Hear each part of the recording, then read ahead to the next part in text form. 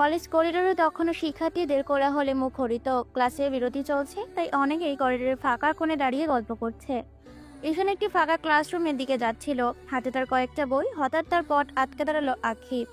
তার পেছনে রিয়া আর মীরা, আখির ঘনিষ্ঠ দুই বান্ধবী। তাদের চোখে মুখে এক ধরনের নিষ্ঠুর হাসি। আখি ঈশানের সামনে এসে দাঁড়ালো, তার হাত থেকে একটা দামি ব্র্যান্ডের কফির কাপ। সে ঈশানের দিকে তাচ্ছিল, হাসি হেসে বলল, আরে কে দেখ, আমাদের গরিব ঈশান। কি রে, আজ আবার ছেঁড়া জুতো পরে কলেজে এসেছিস? তোর কি লজ্জা করে না? দেখে মনে হয় যেন ধান চাষ করা কাদা জমি থেকে উঠে এসেছে। ঈশান থমকে দাঁড়ালো। তার হাতে ধরা বইগুলো প্রায় পড়েই যাচ্ছিল। সে মাথা নিচু করে রইল, লজ্জায় তার মুখ ফ্যাকাশে হয়ে গিয়েছে। রিয়া খিলখিল করে হেসে উঠল, তার হাসি করিডোরের কোলাহল ছাপিয়ে গেল। ওকে দিয়ে কি আর ভালো কিছু হয়? ওর তো পুরনো জিনিসই ভরসা। আরে আমি শুনেছি ওর মা বাবা নাকি ওকে পছন্দ করে না, সে নাকি একটা অপকর্মা। মীরাও হাসতে হাসতে যোগ দিল, ওর তো লজ্জা থাকা উচিত। কলেজে আসে আর সব সময় মলিন পোশাক পরে, দেখে মনে হয় যেন ভিখারি। ঢাকা শহরের এই এত বড় কলেজে এসব কি মানায়? আখি ঈশানের মুখের দিকে তাকিয়ে আরো হাসলো। কি রে ঈশান, কিছু বলছিস না কেন? চুপ করে আছিস কেন? নাকি আমাদের কথাগুলো তোর গায়ে লাগছে? লাগছেই তো, কারণ সত্যিটা সবসময় তেতো হয়। সে তার কফির কাপটা ঈশানের কাছাকাছি নিয়ে গেল, যেন কফির গন্ধটা তাকে দিয়ে আরো ছোট করতে চাইছে। তোদের মতো গরিবের কলেজে পড়ার যোগ্যতাই নেই। তোরা শুধু এই কলেজের সুনাম নষ্ট করছিস। জানিস তোকে দেখলে আমার কেমন ঘেন্না লাগে? ঈশানের চোখ দিয়ে জল গড়িয়ে পড়ার উপক্রম হলো, কিন্তু সে জোর করে আটকে রাখলো। তার চোয়াল শক্ত হয়ে উঠল, হাতে ধরা বইগুলো সে আরো শক্ত করে চেপে ধরলো। কি রে, কথা বলছিস না কেন? নাকি আমাদের কথার জবাব দেওয়ার মতো তোর কোনো মান সম্মান নেই? ওর আবার মান সম্মান থাকলে কি আর এভাবে সবার কাছে অপমানিত হয়? ও তো এটাই ডিজার্ভ করে, সবসময় আমার গরিবের মতো থাকবে। তার বুকের ভেতরটা ধড়পড় করছিল। ঈশান তাদের দিকে তাকালো, তার চোখে তখন একটা অন্যরকম জেদ। সে একটা কথাও বলল না। আখি তার বান্ধবীরা তখনও হাসছিল। পরদিন সকালে নরম আলো ড্রয়িং রুমে ঝলঝল করছে। ঈশান সোফায় এক কোণে চুপচাপ বসেছিল, তার মনে কোনো শান্তি ছিল না। মা বাবা তাদের বড় ছেলে রিজওয়ানকে নিয়ে উচ্ছ্বাসিত প্রশংসা করছেন। রিজওয়ান আরাম করে সোফায় হেলান দিয়ে সংবাদপত্র পড়ছে, মুখে আত্মতৃপ্তির হাসি। তার ইস্ত্রি করা শার্ট যেন সাফল্যের প্রতিচ্ছবি। মায়ের কণ্ঠে গর্বের সুর, দেখলি রিজওয়ানটা কত লক্ষ্মী ছেলে। কে বলে সরকারি চাকরি আজকাল পাওয়া যায় না? রিজওয়ানই তো প্রমাণ করে দিল, ইচ্ছে থাকলে সব হয়। কত খেটেছে ছেলেটা। বাবা মাথা নেড়ে সায় দিলেন। ঠিক বলেছ, আর সব তো তোর জন্যই। নিজের জীবনটা শেষ করে আমার জন্য খেটেছিস। তোর মতন ছেলে পাওয়া ভাগ্যের ব্যাপার। বাবার কথা শুনে রিজওয়ান হাসলো। তার হাসিতে একটা চাপা অহংকার খেলে গেল, যেন তার এসব প্রশংসা তারই প্রাপ্য। ঈশান কিছু বলতে যাচ্ছিল, হয়তো নিজের স্বপ্ন, নিজের ভেতরে নতুন কিছু করার আকাঙ্ক্ষার কথা। তো মা তাকে থামিয়ে দিলেন মাঝপথেই। এক প্রকার ধমকের মধ্যে বিরক্তি সুরে বললেন, আর তুই, তোর দ্বারা কিচ্ছু হবে না। শুধু বসে বসে গাধার মতো খাস, একটা কাজ জুটাতে পারিস না। সারাদিন মোবাইল আর কম্পিউটার নিয়ে পড়ে থাকিস। বাসা থেকে কলেজ আর কলেজ থেকে বাসা। তোর ভবিষ্যৎ কি হবে ভেবেছিস কখনো? পড়াশোনা বাদ দিয়ে একটা চাকরির ব্যবস্থা কর। বাবার কণ্ঠস্বর কঠিন হয়ে উঠল। লজ্জা করে না? এত বড় হয়েছিস এখনো বাপের টাকায় চলিস? তোর ভাই কত বড় দায়িত্ব নিয়েছে, আর তুই শুধু শুধু আমাদের বোঝা হয়ে আছিস। তিনি আর কিছু বললেন না, কিন্তু তার দৃষ্টিতে ছিল ভৎসনা। ঈশান অপমানিত বোধ করে মাথা নিচু করে রইল। তার মনে হলো ঘরের ভেতরের বাতাসও যেন ভারী হয়ে আসছে, শ্বাস নিতে কষ্ট হচ্ছে। রিজওয়ান খবরের কাগজ থেকে চোখ তুলে ঈশানের দিকে তাকায়, তার চোখে তার ছেলের হাসি। রিজওয়ান ঈশানের দিকে তাকিয়ে বলল, তার কথায় সূক্ষ্ম বিদ্রুপ, এমনিতে ওর দ্বারা কিছুই হবে না। ও তো শুধু স্বপ্ন দেখতেই ভালোবাসে, কাজ করতে নয়। ওর দ্বারা তো একটা চায়ের দোকানও চলবে না। ঈশান মনে মনে প্রতিজ্ঞা করলো, একদিন দেখিয়ে দেব আমি কে। এই অপমান, এই তাচ্ছিল্য আমি মনে রাখবো। এই অপমানই হয়তো আমার নতুন পথের ইশারা, যা আমি তখনও পুরোপুরি বুঝতে পারিনি। ঈশানের ভেতরে অভিমানী সত্তা ফুঁসে উঠল। এক তীব্র জেদ তাকে গ্রাস করলো। সে জানতো এই মুহূর্তে তার জীবনের মোড় ঘুরিয়ে দেবে। আর কিছু না বলে সে কলেজে চলে গেল। দুপুরে কলেজের ক্যান্টিনে তখন ছাত্রছাত্রীদের ভিড় গমগম করছে। ঈশান এক কোণার টেবিলে চুপচাপ বসেছিল, তার অর্ধেক খাওয়া স্যান্ডউইচ প্লেটে পুরো আছে। হঠাৎ আখির নেতৃত্বে একদল মেয়ে তাকে ঘিরে ধরলো। আখি ছিল কলেজের জনপ্রিয় কিন্তু নিষ্ঠুর মেয়েদের একজন। সে ঠোঁট বাঁকিয়ে তার ছেলে সুরে বলল, এ কি রে ঈশান, এখনো দাঁড়িয়ে আছিস যে? কোনো কাজ নেই নাকি? নাকি ক্যান্টিনের ফ্রি খাবারের জন্য অপেক্ষা করছিস? তোর তো মনে হয় নিজের টাকা দিয়ে খাওয়ার সামর্থ্যও নেই। ঈশান মুখ তুলে তাকালো। তার পরনে সাধারণ একটি টি শার্ট আর জিন্স, পুরনো হয়ে যাওয়া। সে কোনো কথা বলে না, শুধু চুপ করে দাঁড়িয়ে রইল। আখির এক বান্ধবী যোগ করলো, ওর কাজ তো শুধু স্বপ্ন দেখা আর ফালতু বকা। স্বপ্ন দেখা তো আর টাকা দিয়ে কেনা যায় না, তাই না? আর ওর তো ভালো জামা কাপড়ও নেই, ভিখারির মতো দেখতে। এই খ্যাত ভিখারি, তোর কি ভালো জামা কাপড় নেই? চারপাশে আরো কয়েকজনের হাসাহাসি শুরু করে দিল। ঈশান নিজের পৃথিবীর সবচেয়ে ছোট মানুষ বলে মনে করছিল। তার মনে হচ্ছিল এই ক্যান্টিনের প্রতিটি চোখ যেন তাকেই দেখছে, তাকেই উপহাস করছে। এমন সময় ভিড় থেকে ঠেলে এগিয়ে এলো আখির বান্ধবী জিনিয়া। কিন্তু ঈশানের সাথে তার কেমন ঘনিষ্ঠতা নেই। জিনিয়া স্বভাবতই শান্ত এবং চুপচাপ প্রকৃতির, কিন্তু অন্যায়ের প্রতিবাদ করতে সে দ্বিধা করে না। আখি থাম, এভাবে কাউকে অপমান করা ঠিক না। সবার আত্মসম্মান আছে, তুই কেন ওকে এভাবে হেনস্থা করছিস? আখি জিনিয়ার দিকে তার ছেলের হাসি হাসলো। আহ, আমাদের আদর্শবাদী জিনিয়া ম্যাডাম, তুই আবার এই খ্যাত ভিখারির উকিল হয়ে দাঁড়ালি নাকি? তোর কি দরকার এসবের মধ্যে আসার? তুই তো জানিসই ও কেমন। জিনিয়া আখির কথা কানে না তুলে ঈশানের পাশে এসে দাঁড়ালো। সে ঈশানের দিকে তাকিয়ে একটা মৃদু হাসি দিল, যা ঈশানের অনেকটাই স্বস্তি দিল। জিনিয়ার উপস্থিতি যেন একটা অদৃশ্য ঢাল হয়ে কাজ করলো। ঈশান মৃদু স্বরে বলল, ধন্যবাদ জিনিয়া। জিনিয়া সহানুভূতির নতুন আত্মবিশ্বাস। জিনিয়া মাথা নাড়লো, মুখে কিছু বললো না। তার দৃষ্টিতে ছিল গভীর সহানুভূতি। আখিও তার বন্ধুরা ঈশানকে আর কিছু বলার সুযোগ না পেয়ে উপহাসের শেষ রেশটুকু চোখে নিয়ে চলে গেল। জিনিয়ার এই অপ্রকাশিত সমর্থন ঈশানের মনে নতুন এক অনুভূতি জাগালো। সে বুঝতে পৃথিবীতে এখনো মানবতা বলে কিছু মানুষ আছে। এই সামান্য ধন্যবাদই যেন তাদের মধ্যে এক অদৃশ্য সেতু তৈরি করলো।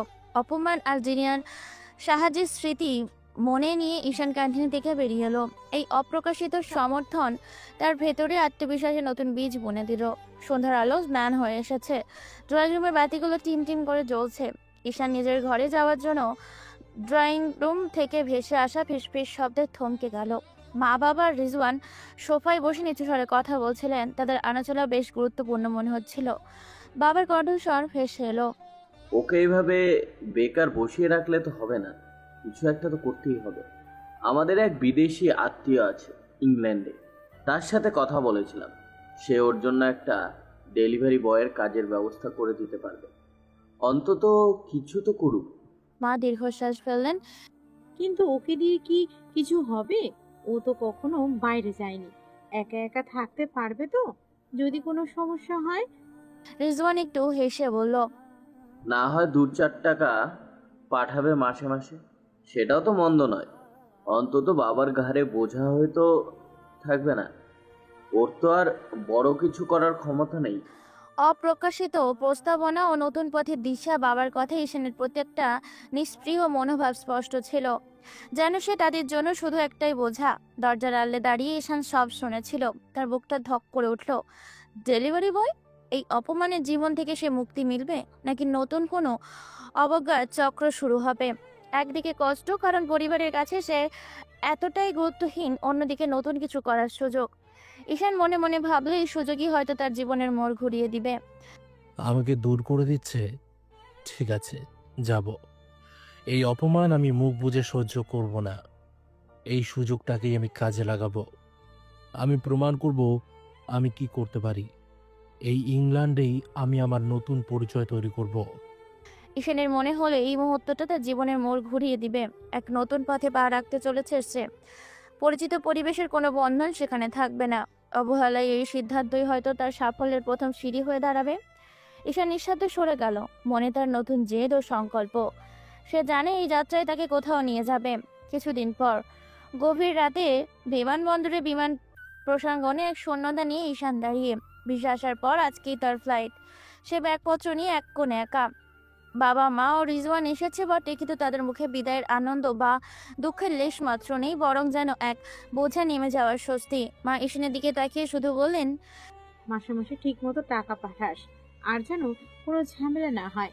ওখানে গিয়ে যেন কোনো সমস্যা না করিস, আমাদের সম্মান যেন না ডোবে। তার কথাই ছিল শুধু আর্থিক নির্ভরতা এবং সতর্কবার্তা, কোনো আবেগ ছিল না। বাবা তার দিকে তাকিয়ে বললেন, নিজের কাজ দেখিস, ওখানে গিয়ে ফালতু কিছু করিস না।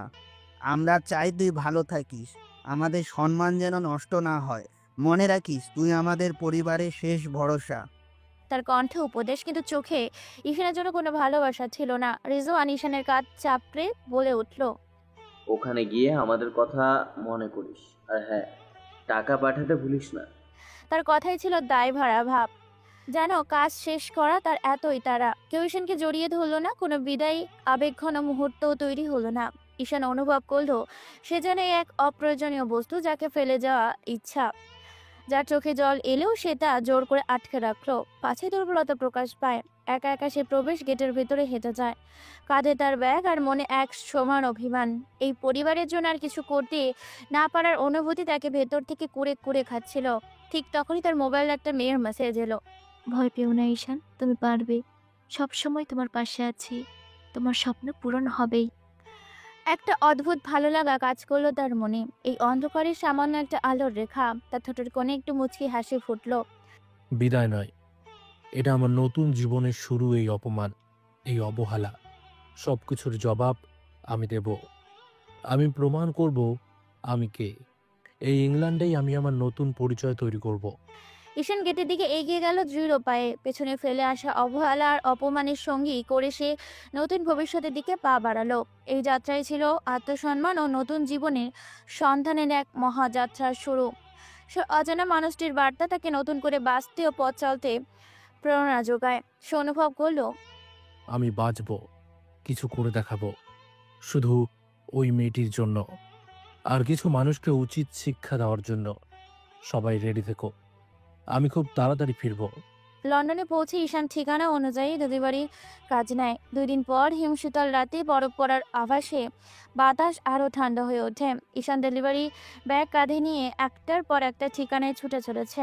ঠান্ডা হাওয়া তার মুখে রয়ে যাচ্ছে, হাত পা জমে আসছে, কিন্তু চোখে ক্লান্তি নেই। আছে শুধু একরাশ স্বপ্ন।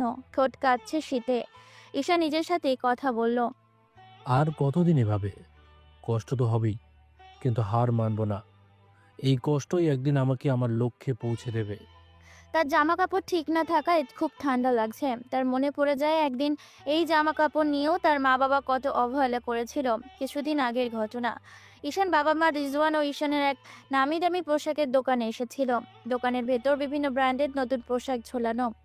মা আর বাবা রিজওয়ানকে নিয়ে উচ্ছ্বাসিত, তাকে বিভিন্ন দামি পোশাক দেখাচ্ছেন। ঈশান এক কোণে চুপচাপ দাঁড়িয়ে আছে, কেউ তার দিকে খেয়াল দিচ্ছে না। মা রিজওয়ানের দিকে একটা দামি শার্ট এগিয়ে দিয়ে বলে, দেখ বাবা রিজওয়ান, এই শার্টটা তোর জন্য কি দারুণ মানাবে, একদম তোর স্টাইলের সাথে পারফেক্ট। বাবা রিজওয়ানের কাঁধে হাত রেখে বললেন, হ্যাঁ, রিজওয়ানকে দেখলেই বোঝা যায় একটা স্মার্ট ছেলে। এই শার্টটা ওর ব্যক্তিত্বের সাথে খাপ খাবে। রিজওয়ান শার্টটা হাতে নিয়ে আয়নার সামনে দাঁড়ালো, মুখে তার আত্মতৃপ্তির হাসি। হ্যাঁ মা, এটা ভালোই লাগছে, এটা নিয়ে নাও। মা এবার ঈশানের দিকে তাকালেন, তার চোখে কোনো আগ্রহ নেই। আর ঈশান, তুই একটা টি শার্ট দেখে নে, তোর জন্য এই কোনার র্যাকে কিছু সাধারণ টি শার্ট আছে। ঈশান আগের দিকে তাকালো, সেখানে কিছু সাধারণ মানের টি শার্ট ঝুলছে। রিজওয়ানের জন্য কেনা শার্টের তুলনায় সেগুলো একদমই মলিন। তার চোখে বিষণ্ণতা নেমে এলো। বাবা ঈশানের দিকে না তাকিয়ে বললেন, হ্যাঁ, তোর জন্য তো আর দামি কিছু লাগবে না, যা ভালো লাগে তা নিয়ে নে, ফালতু পয়সা নষ্ট করার মানে হয় না। ঈশান একটা সাধারণ ধূসর রঙের টি শার্ট হাতে নিল। এটা ঠিক আছে বাবা। ঠিক আছে মানে? ওটা কি তোকে মানাচ্ছে? তোর তো রুচিও নেই, রিজওয়ানের মতো একটু স্মার্ট পোশাক পরতে পারিস না? রিজওয়ান টি শার্টটা দেখে হেসে বলে, আরে মা, ওকে আর কি দামি জিনিস দিচ্ছ? ও তো এটাই পড়ার যোগ্য। কিছু কাজ ধান্দা করে না, শুধু গাধার মতন ঘরে বসে বসে আমার চাকরির টাকা খাচ্ছে। নিজে তো একটা ব্যবসাও করবে না। ঈশানের বুকের ভেতর আবার মোচড় দিয়ে উঠল। তার বাবা মায়ের অবহেলা আর রিজওয়ানের উপহাস তাকে যেন আরো ছোট করে দিচ্ছে। সে মাথা নিচু করে টি শার্টটা হাতে নিয়ে দাঁড়িয়ে রইলো। মা দোকানদারকে বলল, রিজওয়ানের এই শার্টটা প্যাক করে দিন, আর ঈশানের জন্য ওই টি শার্টটা। দোকানদার মাথা নাড়ালো। চল রিজওয়ান, আমরা এখন তোর জন্য একজোড়া নতুন জুতো দেখব। ঈশানের জুতোর তো দরকার নেই, ও তো হেঁটে হেঁটেই কাজ করবে। তার রিজওয়ানকে নিয়ে অন্য একটি সেকশনের দিকে চলে গেল, ঈশানকে সেখানে একা ফেলে। ঈশান নিঃশ্বাস ফেললো। তার মনে তখন এক নতুন জেদ জন্ম নিচ্ছিল, আর এখন সে ঠান্ডায় কাঁপতে কাঁপতে বলল, এই অপমান, এই অবহেলা, এই তাচ্ছিল্যের জবাব আমি একদিন দেবই। আখি, তোমাকে বোঝাবো অপমান কাকে বলে আর কত প্রকার। রাত গভীর হচ্ছে আর ডেলিভারির সংখ্যা কমছে। ঈশানের পকেটে রুম ভাড়ার জন্য যথেষ্ট টাকা নেই। সে জানে আজ রাতে তাকে আশ্রয় দিতে হবে পরিচিতি মসজিদটাতে। এক সময় যে মসজিদের সামনেই এসে দাঁড়ালো। রাতের নিস্তব্ধতা আর লন্ডনের কোলাহল দুটোই মিশে আছে বাতাসে। মসজিদের ভেতর প্রবেশ করতে এক অদ্ভুত শান্তি নেমে এলো ঈশানের মনে। মেঝেতে শুয়ে পড়ল সে, শরীরটা যেন আর চলছে না। ফজরের নামাজের আজান পড়ল। ঈশান ধীরে ধীরে উঠে উজু করল। মসজিদের ইমাম সাহেব তাকে দেখতে পেলেন। তুমি বাবা, ও তোকে এসেছো? বাংলাদেশ থেকে এসেছি হুজুর। আমি এখানেই ডেলিভারির কাজ করি। বর্তমান আমার থাকার রুম নেই, তাই মসজিদে আশ্রয় নেওয়া। কিছুদিনের মধ্যেই রুম নিয়ে নেব। দর্শক বন্ধুরা, এখানকার লোকাল ভাষায় ইংলিশ হয়তো সবাই বুঝতে পারবে না, তাই সব চরিত্র ও ভাষা বাংলায় ট্রান্সফার করা হয়েছে। এত কষ্ট করে বাংলায় ট্রান্সফার করে লিখতে বসেছি। ভিডিওতে একটা লাইক তো পেতেই পারি, তাই না? তাই ফটাফট লাইক দিয়ে চ্যানেলটিকে সাবস্ক্রাইব করে দিন। ইমাম সাহেব ঈশানের দিকে তাকিয়ে স্নেহের স্বরে বললেন, আল্লাহ তোমার সহায় হন বাবা। তোমাকে দেখে মনে হচ্ছে অনেক কষ্টে আছো। সব ঠিক হয়ে যাবে ইনশাআল্লাহ। ঈশান মাথা নিচু করে বলল, আমিন। তার চোখে কৃতজ্ঞতা। মসজিদ থেকে বের হয়ে প্রচন্ড ঠান্ডায় তাকে জাপটে ধরলো। বরফ পড়ার আগেই যেন বাতাস জমে যাচ্ছে। হাঁটতে হাঁটতে সে মোবাইল ফোনটা বের করলো। মেসেঞ্জারে একটু সবুজ আলো জ্বলছে। সেই মেয়েটির মেসেজ। কি করছো? কেমন আছো? বর্তমানে লন্ডনের শীত তো খুব জাঁকিয়ে বসেছে। ঈশান দ্রুত টাইপ করলো, রুম ভাড়ার টাকা নেই, এক মসজিদে রাত কাটিয়েছি। ঠান্ডাটা আজ যেন হাড় কাঁপিয়ে দিচ্ছে। ও খোদা, এত ঠান্ডা পড়েছে। সাবধানে থেকো, চিন্তা করো না, আল্লাহ একটা ব্যবস্থা করে দেবেন। তুমি শুধু হিম্মত হারিও না, আমি তোমার জন্য প্রতিনিয়ত দোয়া করছি। ঈশান মেসেজটি পড়ে স্বস্তির নিঃশ্বাস ফেললো। এই সমর্থন তাকে যেন নতুন করে বাঁচতে শিখালো। সে অনুভব করলো সে একা নয়। এই শহরের ব্যস্ততার মাঝেও কেউ তার খোঁজ রেখেছে। পায়ে জোর এনে সে আবার হাঁটা শুরু করলো। 1 মাস পর লন্ডনের ব্যস্ত রাস্তাগুলো গভীর রাতে নির্জন। বিশেষ করে বরফ পড়া শুরু হয়েছে। রাস্তার পাতলা বরফের আস্তরণ। ঈশান শেষ ডেলিভারি সেরে ফেলেছিল, মনটা ফুরফুরে। তার শিফট প্রায় শেষ। মোবাইলে সেই মেয়েটির সাথে কথা বলছিল, তার কণ্ঠ কিছুটা আনন্দ। আজ ডেলিভারিগুলো তাড়াতাড়ি শেষ হয়ে গেল। মনে হচ্ছে কালকের দিনটা ভালো যাবে। শুনতে ভালো লাগছে। সাবধানে ফেরো, রাস্তা পিছল হতে পারে। হ্যাঁ জানি, একটু সতর্ক হয়েই হাঁটছি। তো ভাগ্যের লিখন কে খণ্ডাবে? বরফে ঢাকা রাস্তার একটি বাঁকে হঠাৎ ঈশানের পা পিছলে গেল। তার হাত থেকে ডেলিভারি ব্যাগটা ছিটকে পড়লো, ছিঁড়ে গেল তার এক পাশ। প্রচন্ড ব্যথায় সে মাটিতে লুটিয়ে পড়লো। তার হাতটা বোধহয় মুচকে গেছে। ঈশান ব্যথায় গোঙাতে গোঙাতে বলল, আহ, তার শরীরটা থরথর করে কাঁপছে। আর পারছি না। ভাগ্যটা কি এতটাই খারাপ? সব যখন ভালো হচ্ছিল তখনই এটা হলো। তার চোখ ভিজে উঠল। অসহায়ত্ব তাকে গ্রাস করলো। সে চারপাশে তাকায়। নির্জন রাস্তায় কেউ নেই। এই বরফ ঢাকার রাতে কে আসবে তাকে সাহায্য করতে? তার মোবাইল ফোনটা পাশেই পড়ে আছে।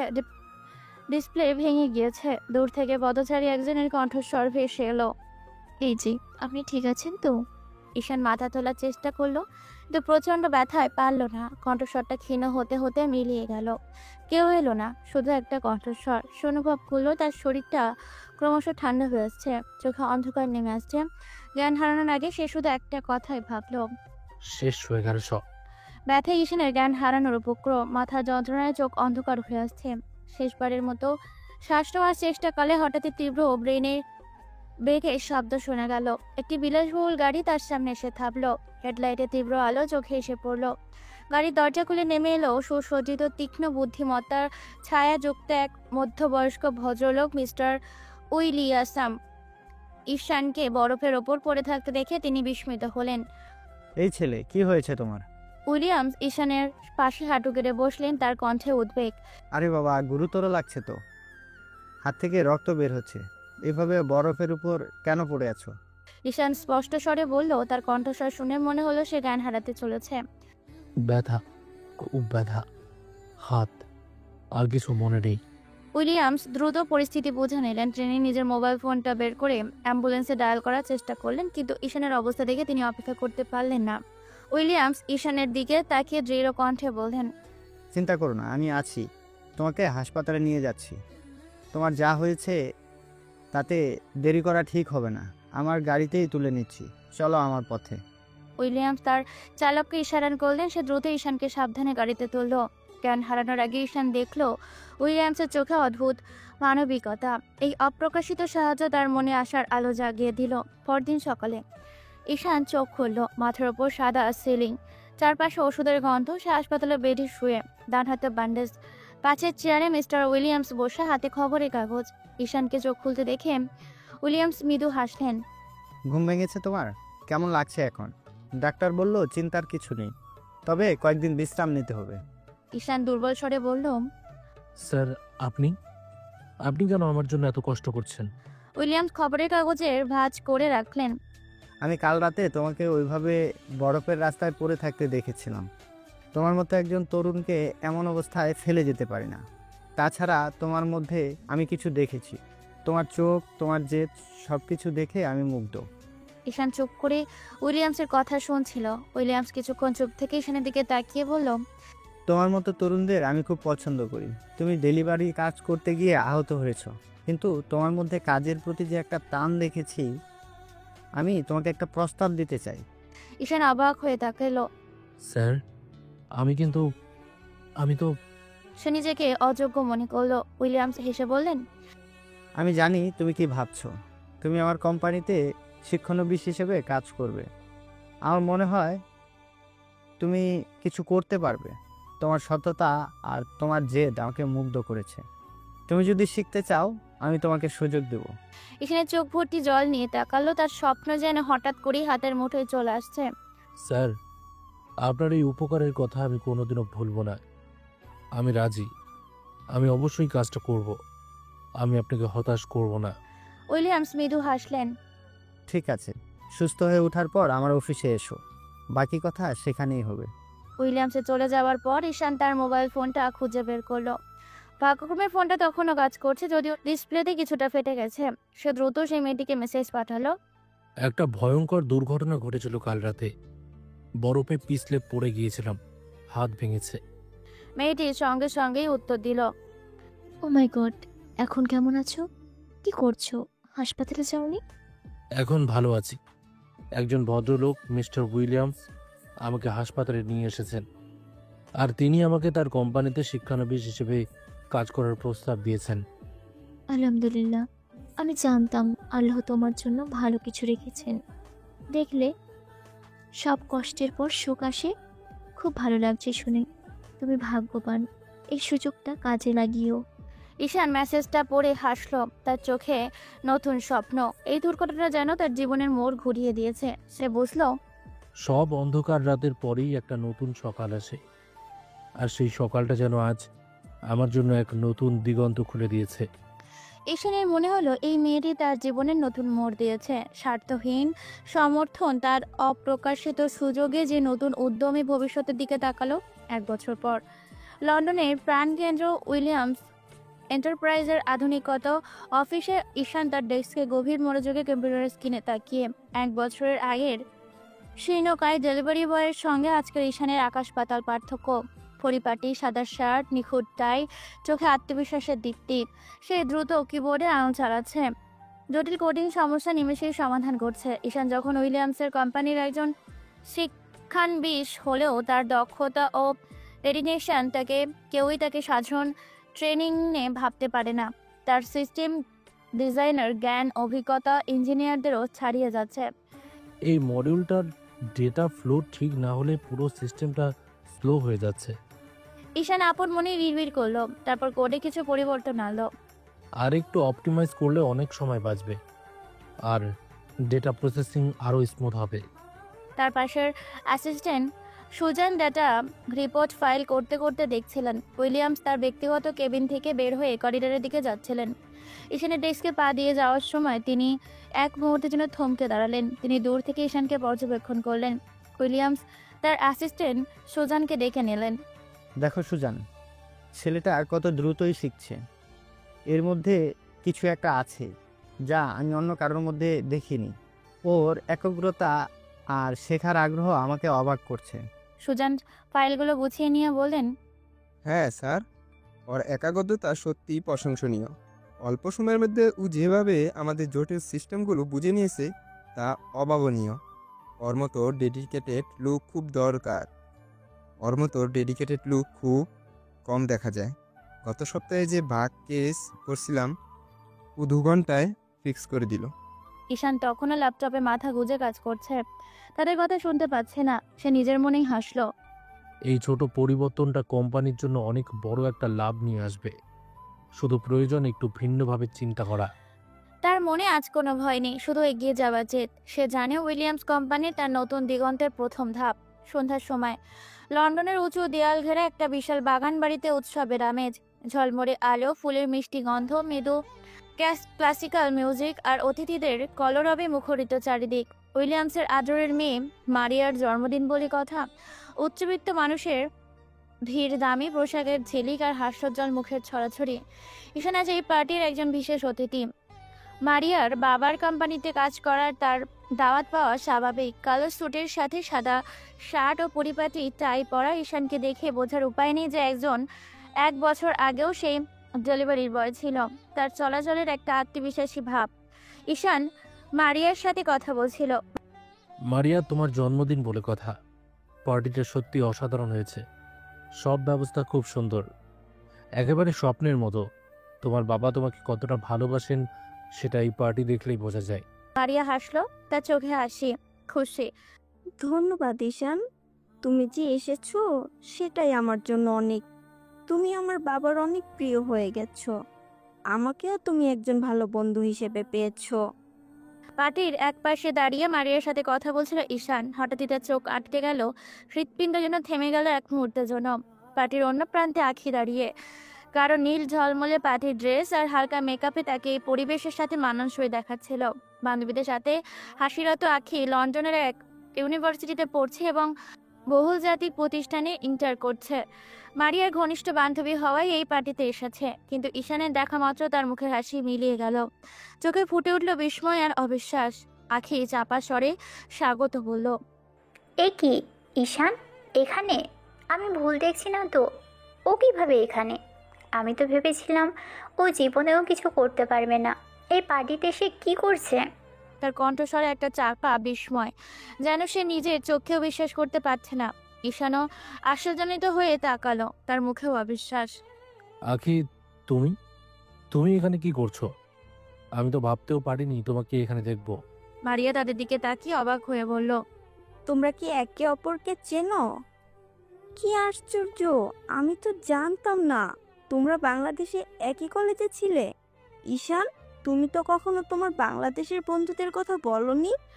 আখি নিজেকে দ্রুত সামলে নেওয়ার চেষ্টা করলো, মুখে একটা স্বাভাবিক হাসি ফোটানোর চেষ্টা করলো। যদিও সেটা স্বাভাবিক ছিল না। সে ঈশানের দিকে হাত বাড়িয়ে বলল, ও হ্যাঁ, বাংলাদেশ থেকে। আমরা একই কলেজে ছিলাম। হাই ঈশান, ভালো আছো? তুমি তো বেশ পাল্টে গেছো দেখছি।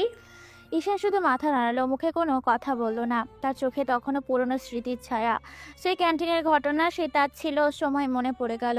এই অপ্রকাশিত পুনর্মিলন যে শুধু বিস্ময় নিয়ে আসেনি, বরং পুরনো ক্ষতকে উস্কে দিয়েছে, তা স্পষ্ট হয়ে উঠল। আখির এই উপস্থিতি যেন একটা নতুন খেলার সূচনা করলো। পার্টিতে তখন অতিথিদের কোলাহল তুঙ্গে। মারিয়ার অন্য অতিথিদের সাথে কথা বলতে চলে গেল। আখি ঈশানের দিকে এক পা এগিয়ে এলো। তার চোখে এখনো অবিশ্বাস আর কৌতূহল মিশা আছে। সেই ঈশানের দিকে ভালো করে তাকালো। তার পরনের দামি স্যুট, আত্মবিশ্বাসী ভঙ্গি, সব মিলিয়ে আখি যেন ঈশানকে নতুন করে দেখছে। কি ব্যাপার ঈশান, এখানে কি করছিস? আমি শুনেছিলাম তুই ইংল্যান্ডে আছিস, ডেলিভারির কাজ করিস। তো পার্টিতেও কি ডেলিভারি দিতে এসেছিস নাকি কোনো ওয়েটারের চাকরি পেয়েছিস? তোর মতো একটা ছেলে এ ধরনের পার্টিতে থাকার কথা নয়। তার চোখ ঈশানের পোশাকের ওপর বুলিয়ে গেল, যেন খুঁত খুঁজছে। ঈশান শান্ত থাকলো, তার মুখে কোনো প্রতিক্রিয়া নেই। তার দৃষ্টি এক ধরনের নির্লিপ্ততা। সে আখের দিকে একবার তাকালো, তারপর চোখ ঘুরিয়ে নিল। ঈশান ঠান্ডা গলায় বলল, তার কণ্ঠস্বরে কোনো রাগ বা বিরক্তি নেই। আমি অতিথি। আমার মনে হয় তোমার এই প্রশ্ন করাটাই ভিত্তিহীন। আখি ঈশানের এমন শান্ত প্রতিক্রিয়া দেখে একটু দমে গেল। তার উদ্দেশ্য ছিল ঈশানকে উত্তেজিত করা, অপমান করা, কিন্তু তা হলো না। বাহ, খুব তো স্মার্ট হয়ে গেছিস। লন্ডনে এসে খুব পরিবর্তন হয়ে গেছিস দেখছি। সেই পুরনো খ্যাত ঈশান আর নেই, নাকি ছদ্মবেশ ধরেছিস? ঠিক তখনই মিস্টার উইলিয়ামস তাদের দিকে এগিয়ে আসলেন। তিনি হাসি মুখে তাদের কাছে এলেন, হাতে একটি পানীয়ের গ্লাস। আখি, ঈশান আমার কোম্পানির খুব গুরুত্বপূর্ণ একজন। ও আমাদের পার্টিতে এসেছে। তোমাদের দেখে ভালো লাগছে যে তোমরা একে অপরকে চিনতে পেরেছো। ঈশান, তোমার কাজের প্রশংসা আমি সবার কাছেই করি। তুমি যেভাবে অল্প সময়ে কোম্পানির প্রযুক্তিগত দিকটা গুছিয়ে এনেছো তা সত্যিই প্রশংসার যোগ্য। আখি উইলিয়ামসের কথা শুনে থমকে গেল, তার চোখে বিস্ময়। ওহ জি স্যার। তার কণ্ঠ স্পষ্ট জড়তা। আখির মুখে যে হাসিটা ছিল সেটা পুরোপুরি মিলিয়ে গেল। তার মনে শুধু একটাই প্রশ্ন, এ কী করে সম্ভব? হ্যাঁ ঈশান, যাকে আমি এতদিন এমন অপমান করতাম যে কোনো দিন কিছু করতে পারবে না বলে মনে করতাম, সে এখন মিস্টার উইলিয়ামসের মতো প্রভাবশালী একজন ব্যক্তির কাছে এত গুরুত্বপূর্ণ, এটা বিশ্বাস করা কঠিন। উইলিয়ামস চলে যেতেই আখি ঈশানের দিকে তাকালো। তার চোখে তা ছিল নেই, শুধু কৌতূহল আর ঈর্ষা। ঈশানের পরিবর্তন দেখে সে অবাক, কিছু বলতে পারলো না, শুধু তাকিয়েই রইল। ঈশান তাকে উপেক্ষা করে অন্য অতিথিদের সাথে কথা বলতে শুরু করলো। আখি বুঝলো তার পুরনো কৌশল এই নতুন ঈশানের ওপর কাজ করবে না। পার্টির কিছুদিন পর আখি ও ঈশানের অপ্রকাশিত আবারও কয়েকবার দেখা হলো, কাফেতে, লন্ডনের ব্যস্ত রাস্তায় বা পার্কে। ঈশানের অপ্রকাশিত সাফল্য ও উইলিয়ামসের সাথে তার ঘনিষ্ঠতা দেখে আখি অবাক। তার মনে এখন কৌতূহল ঈর্ষা কাজ করছে, পুরনো অহংকার ধূলিসাৎ হয়ে যাচ্ছে। এক সকালে ঈশান ক্যাফেতে বসে ল্যাপটপে কাজ করছিল, তার সামনে গরম কফির কাপ। আখি তাকে দূর থেকে দেখতে পেয়ে নকল হাসি মুখে নিয়ে তার দিকে এগিয়ে গেল, তার সামনে বসে পড়ল। হাই ঈশান, কেমন আছো? কতদিন পর দেখা। তুমি তো বেশ ব্যস্ত দেখছি। উইলিয়াম স্যারের কোম্পানিতে নাকি খুব বড় কিছু করছো, আমাকে কিছু বলবে না? ঈশান ল্যাপটপ থেকে চোখ না তুলেই সংক্ষিপ্তভাবে বলল।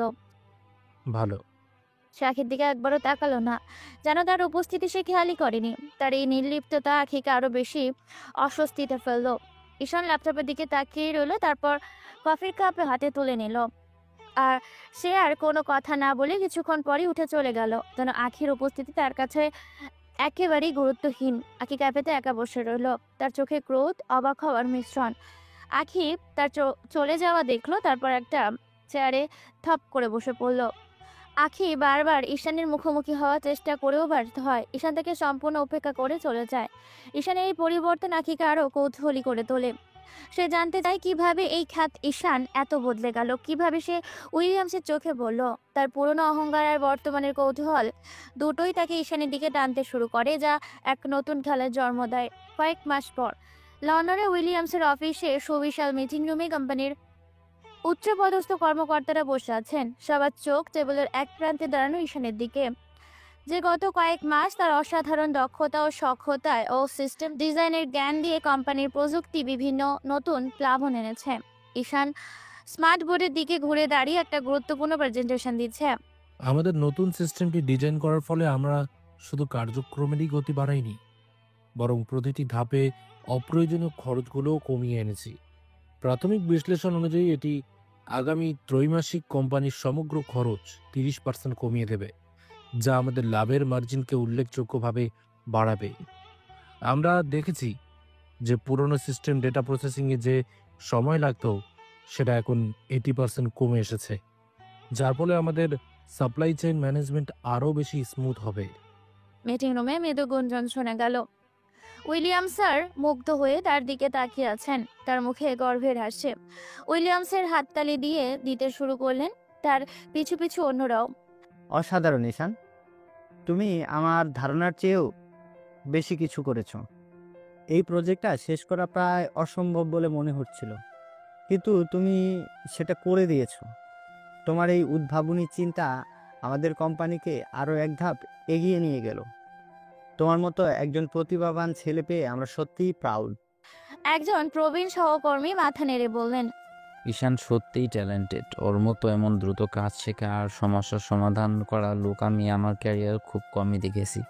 ও আসলে এই কোম্পানির ভবিষ্যৎ। সে সমস্যার জন্য আমার মাসের পর মাস আটকেছিলাম, ও সেটা কয়েক সপ্তাহের মধ্যে সমাধান করে দিল। Very good. এভাবেই এগিয়ে যান মিস্টার ঈশান। ঈশান হাসি মুখে সবার দিকে তাকালো। আসলে আমি শুধু সিস্টেমের দুর্বল জায়গাগুলো খুঁজে বের করার চেষ্টা করেছি এবং সেগুলিকে আরও কার্যকরী করার জন্য আমার নিজস্ব কিছু ধারণা প্রয়োগ করে অ্যাপ্লিকেশন করেছি। প্রতিটি ছোট সমস্যার সমাধান করতে করতে এই বড় ফলাফলটা এসেছে। আমি মনে করি টেকনোলজির সঠিক ব্যবহার জানলে অসম্ভবকেও সম্ভব করা যায়। মিটিং শেষ হলো, সবাই ঈশানের দিকে এগিয়ে এসে অভিনন্দন জানাতে লাগলো। ঈশান, তোমার ওই আইডিটা আমার মাথাতে আসেনি। তুমি কি আলাদা করে কোনো কোর্স করেছো নাকি এটা তোমার সহজাত দক্ষতা? আসলে ছোটবেলা থেকেই কম্পিউটার আর সিস্টেম ডিজাইন নিয়ে আমার একটা আগ্রহ ছিল। নিজের মতো করে অনেক কিছু শেখার চেষ্টা করেছি, আর উইলিয়ামস স্যারের দেওয়া সুযোগটা আমাকে ব্যবহারিক জ্ঞান অর্জনে সাহায্য করেছে। আমি শুধু আমার কাজটা মন দিয়ে করার চেষ্টা করি। স্যারের ভরসা আমার জন্য অনেক বড় একটা ইন্সপিরেশন।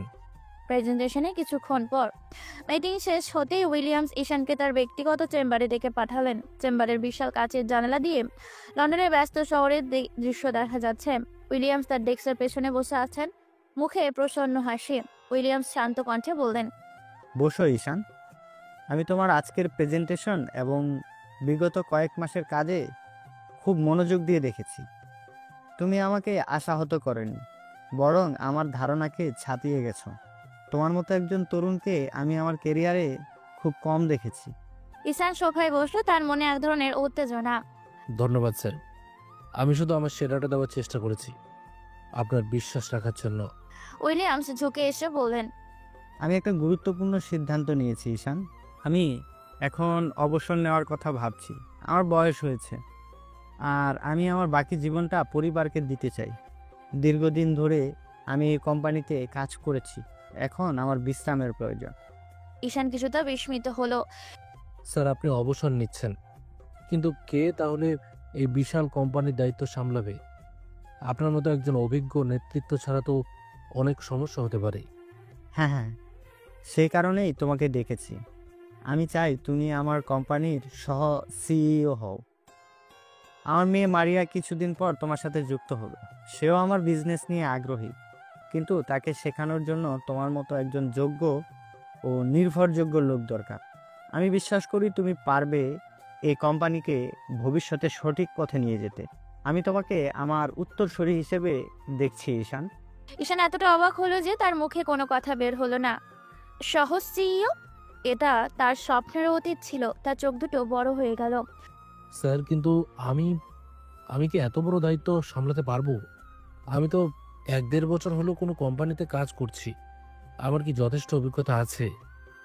উইলিয়ামস দৃঢ় কণ্ঠে বললেন, তোমার যোগ্যতা নিয়ে আমার কোনো সন্দেহ নেই ঈশান। আমি জানি তুমি পারবে। তোমার মধ্যে আমি সেই স্পার্ক দেখেছি যা একজন সফল নেতার প্রয়োজন।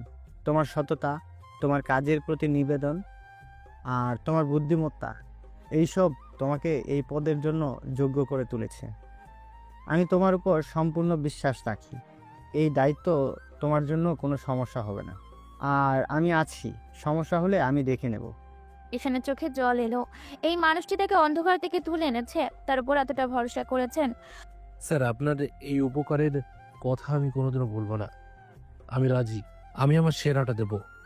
আমি আপনাকে প্রমাণ করে দেখাবো যে আপনার বিশ্বাস বৃথা যায়নি। আমি আমার জীবন দিয়ে এই কোম্পানির জন্য কাজ করব। উইলিয়ামস ঈশানের কাঁধে হাত রাখলেন। আমি জানি তুমি পারবে ঈশান। তোমার জন্য শুভকামনা। উইলিয়ামসের চেম্বার থেকে বেরিয়ে এসে ঈশান দ্রুত তার মোবাইল বের করলো। সে সর্বপ্রথম সেই মেয়েটিকে এই খবর দিতে চাইল। সে সবসময় তার পাশে ছিল, তাকে সাহস জুগিয়েছে। তার হাত তখনও কাঁপছে। অবিশ্বাস্য একটা খবর, আমি উইলিয়ামসনের কোম্পানির সহ সিইও হয়েছি। তুমি বিশ্বাস করবে কিনা জানি না, এটা স্বপ্নের মতো লাগছে। আমি জানি না কি বলবো। মেয়েটি মুহূর্তের মধ্যে রিপ্লাই দেয়। আসলে সেই মেসেজটারই অপেক্ষায় থাকে। কি বলছো? সত্যি? ও মাই গড, আলহামদুলিল্লাহ। আমি জানতাম তুমি পারবে। আমি তো তোমার জন্য সবসময় দোয়া করি। এটা তোমার পরিশ্রমের ফল ঈশান। কংগ্রাচুলেশন ঈশান। আমি অনেক খুশি তোমার জন্য। তোমার এই কষ্টের দিনগুলো সার্থক হলো। ঈশান মেসেজটা পড়ে হাসলো, তার চোখে পানি। তুমি বিশ্বাস করতে পারছো? আমি নিজেকে চিমটি কাটছি, মনে হচ্ছে স্বপ্ন দেখছি। হ্যাঁ, আমি বিশ্বাস করছি। এটা তোমার প্রাপ্য ঈশান। তোমার নিষ্ঠা, তোমার পরিশ্রম, সব কিছুর ফল এটা। মনে আছে সেদিন মসজিদে রাত কাটিয়েছিলে? আজ তুমি সহ সিইও। আমি তোমার জন্য প্রাউড। হ্যাঁ, মনে আছে। সেদিন তুমি বলেছিলে আল্লাহ একটা ব্যবস্থা করে দেবেন। আজ মনে হচ্ছে তোমার দোয়া আল্লাহ কবুল করেছেন। তোমার সাপোর্ট ছাড়া হয়তো আমি এত দূর আসতে পারতাম না। আরে ধুর, আমি শুধু পাশে ছিলাম। আসল কাজটা তো তুমিই করেছো। এখন কি করবে? বড় পার্টি দেবে নাকি? পার্টি? ধুর বাবা, আপাতত উইলিয়াম স্যারের দায়িত্বটা সঠিকভাবে বুঝে নিতে চাই। আর হ্যাঁ, তোমার সাথে যখন দেখা করব তখন তোমাকে অনেক বড় একটা সারপ্রাইজ দেব। এটাকে পার্টি হিসেবে ভাবতে পারো। সেটা পরে দেখা যাবে। আপাতত তুমি তোমার সাফল্যটা উপভোগ করো। আমি তোমার জন্য প্রার্থনা ও অপেক্ষা দুটোই করছি। তুমি আরো বড় হও, সব সময় ভালো থেকো। ঈশান মেসেজটা পড়ে হাসলো। সহ সিইও হওয়ার কিছুদিন পর ঈশানের সাফল্যের খবর লন্ডনের বাঙালি কমিউনিটি দ্রুত ছড়িয়ে পড়ল। সাংবাদিকের মাধ্যমেও তাকে নিয়ে ছোটখাটো আর্টিকেল বের হলো। আখির কানেও এই খবর পৌঁছালো। কাফেতে কফি খাওয়ার সময় তার মনে অদ্ভুত অস্থিরতা কাজ করছে। ঈশানের সাফল্যে সে একদিন বিস্মিত, অন্যদিকে গভীরভাবে অনুতপ্ত। অতীতের আচরণগুলো তার চোখের সামনে ভেসে উঠল। আখি দ্রুত ঈশানকে দেখা করার জন্য মেসেজ পাঠালো। ঈশান প্রথমে দ্বিধা করলো, আখির বার্তার আন্তরিকতা দেখে রাজি হলো। ক্যাফেতে ঈশান বসতে আখি দ্রুত তার দিকে এগিয়ে গেল, মুখে চাপা উদ্বেগ আর চোখে অনুশোচনা। ঈশান, আমি তোমার কাছে ক্ষমা চাইতে এসেছি। আখি ধীরে ধীরে বলল, তার কণ্ঠস্বরে স্পষ্ট অনুতাপ। তার চোখে ঈশানের দিকে সরাসরি তাকাতে পারছে না। কলেজে আমি তোমাকে খুব অপমান করেছি, তাচ্ছিল্য করেছি। আমি জানি আমার ব্যবহার খুব খারাপ ছিল। আমি এতটাই অহংকারী ছিলাম যে তোমার মতো একজন প্রতিভাবান মানুষকে চিনতে পারিনি। আমি খুব ভুল ছিলাম ঈশান। ঈশান শান্তভাবে কফির কাপটা হাতে নিল, তার চোখে এক ধরনের নির্লিপ্ততা। যা হয়ে গেছে তা অতীত। ওসব কথা মনে রাখার কোনো মানে হয় না। আমি ওসব মনে রাখলে তো সামনে এগোতে পারতাম না। না ঈশান, আমার মনে হয় আমার বিবেকে বাজছে। তুমি যখন ধীরে ধীরে উপরে উঠছিলে তখনও আমি তোমাকে ইগনোর করতাম, আরও কষ্ট দিতাম। আমি জানি আমি তোমাকে অনেক আঘাত করেছি। আমার মনে হয়েছে আমার ক্ষমা চাওয়া উচিত। তুমি বিশ্বাস করো, আমি সত্যি অনুতপ্ত।